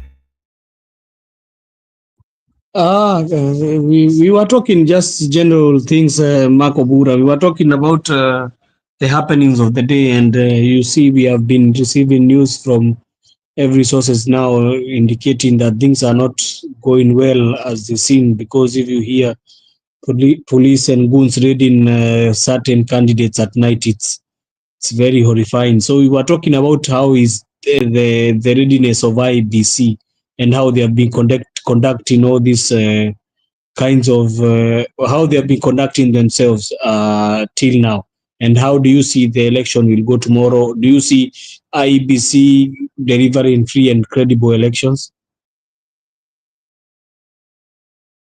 My take, I'm just giving my opinion, and I would not really go for long because I know the Arsenal fans are somewhere waiting to see or to watch. I can hear you are hearing the ball. I can hear the music of UEFA Champions. It's where I am, so that's why I was finding it a little bit tough because of the noise behind. So allow me to give my take, and then maybe I'll not go. We can call it a day.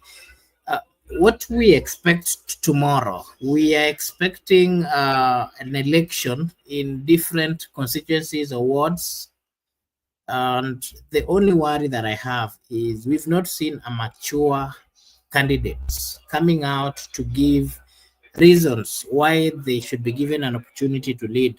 We are not having leaders, true leaders. To me, the ones that we are currently having, or the ones who are going for these particular seats, are not fully genuine. They are not true, genuine leaders.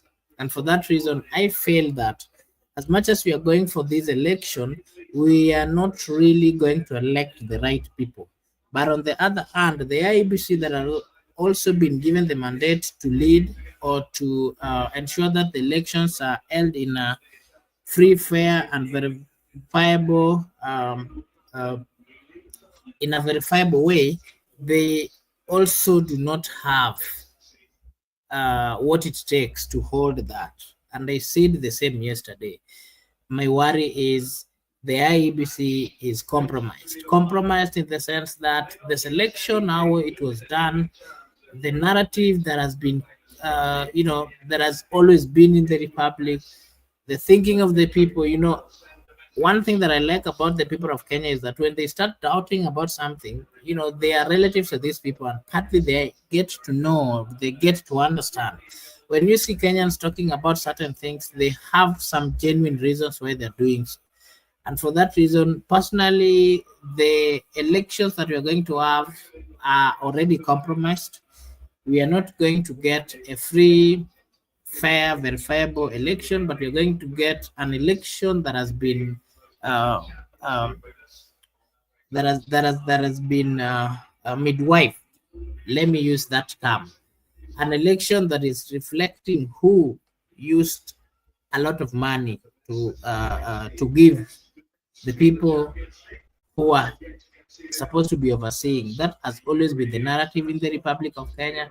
But we hope that the relevant authorities, the EACC, the police, and all those relevant authorities that are supposed to also assist, will be there to watch and to give, to ensure that everything goes well. It is going to be chaotic in certain constituencies, just like what we saw today, what we saw yesterday.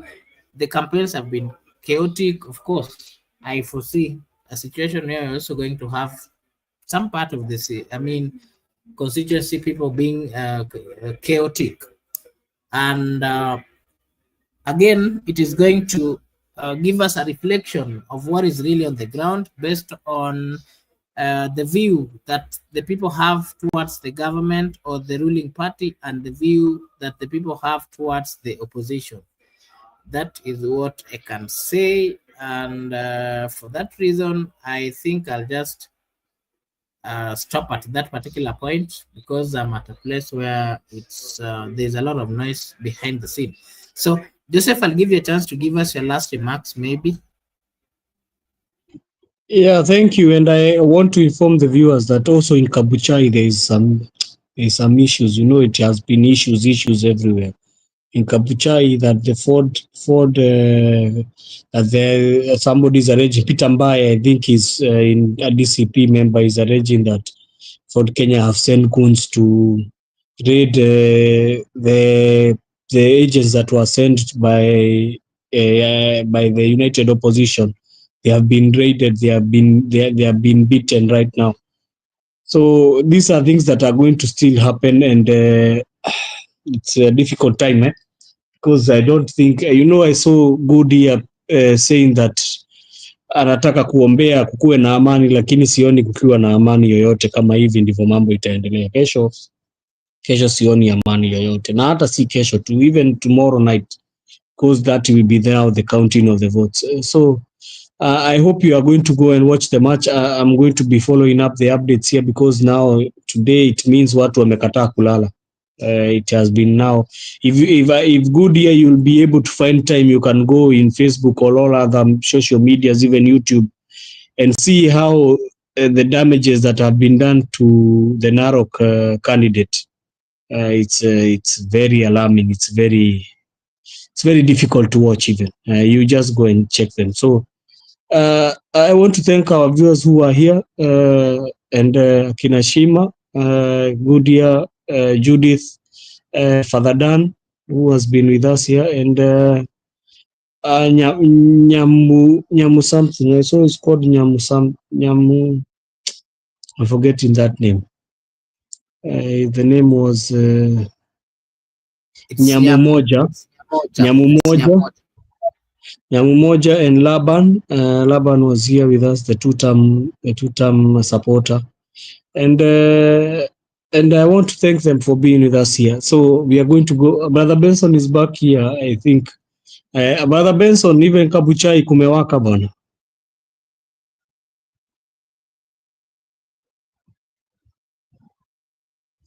What's happening in Kabuchai? They have sent goons to go and beat up the people who are sent, like the agents of United Opposition. So it is a night of long knives. You heard that one, which was there before, the night of the long knives. Yeah. So that is what I was explaining to Marco Bura. What for now?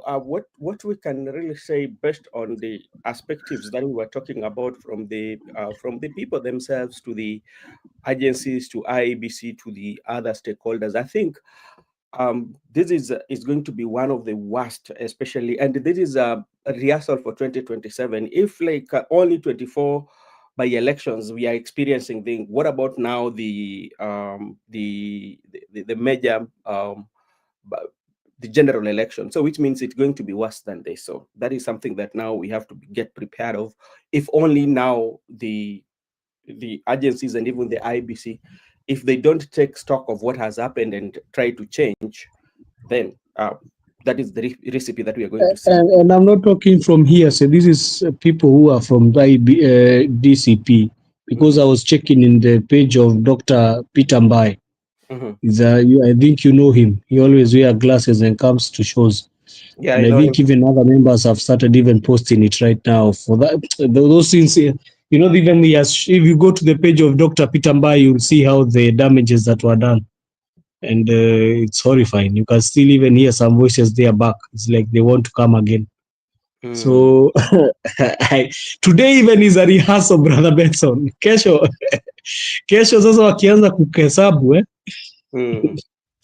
sijui mi naombea tu nchi yangu juu kesho sasa hakutakuwa kuzuri. Mimi siombei mabaya, lakini kesho sioni. No, we will actually tomorrow we will be here and we will be getting those briefs from the internet, and we will be keeping everyone updated, especially to check from all the social platforms of the DCP, the government, the ODM, and we see what is taking place, especially in various areas. Makobura, you are almost closing, right? Yes, because I'm not really having a good noise from the background. There's some people watching some game here. All right. Thank you so much, Makobura. And maybe you can just close. Then tomorrow we'll come early, Joseph. I don't know how your schedule will be, but we will be here so early tomorrow. Okay. All right. You can just close. Thank you. Brother Benson, thank you. I think tomorrow I'll be covering the whole by-elections from morning.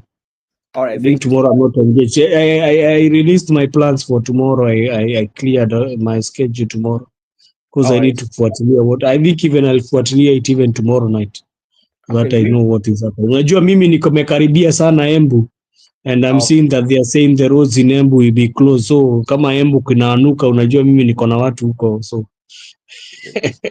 all right. lazima kwa tukiangalia. Goody, I will let you know. I'm going to text you. Okay, Makobura, go ahead. Okay, thank you. Allow me to also acknowledge Jipsaikona. Jipsaikona naona anasema I'm watching Arsenal.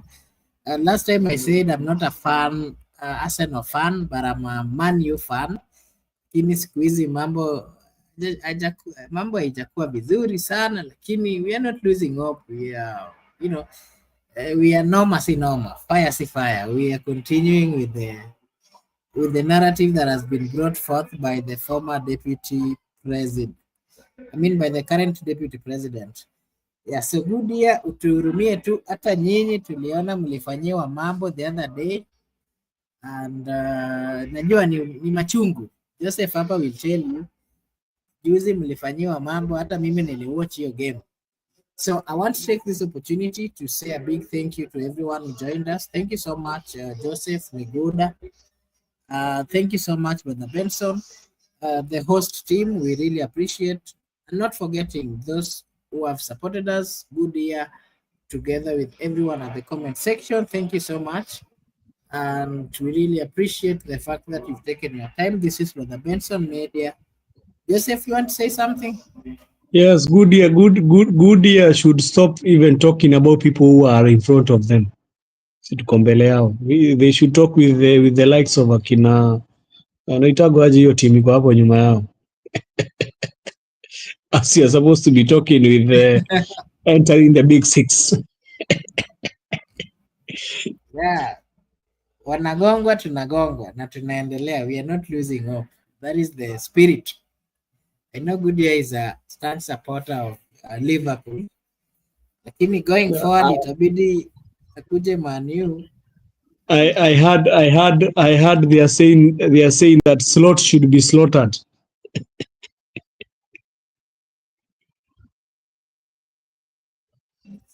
But Goodyear will slaughter you. Goodyear will slaughter you. Anyway, thank you so much. We really appreciate it. I want to take this opportunity to wish you all a blessed night, a blessed morning, a blessed afternoon, a blessed evening from wherever you're watching us from. This is the Betson Media, and here we say your opinion counts. Thank you so much, and may God bless you. See you again tomorrow.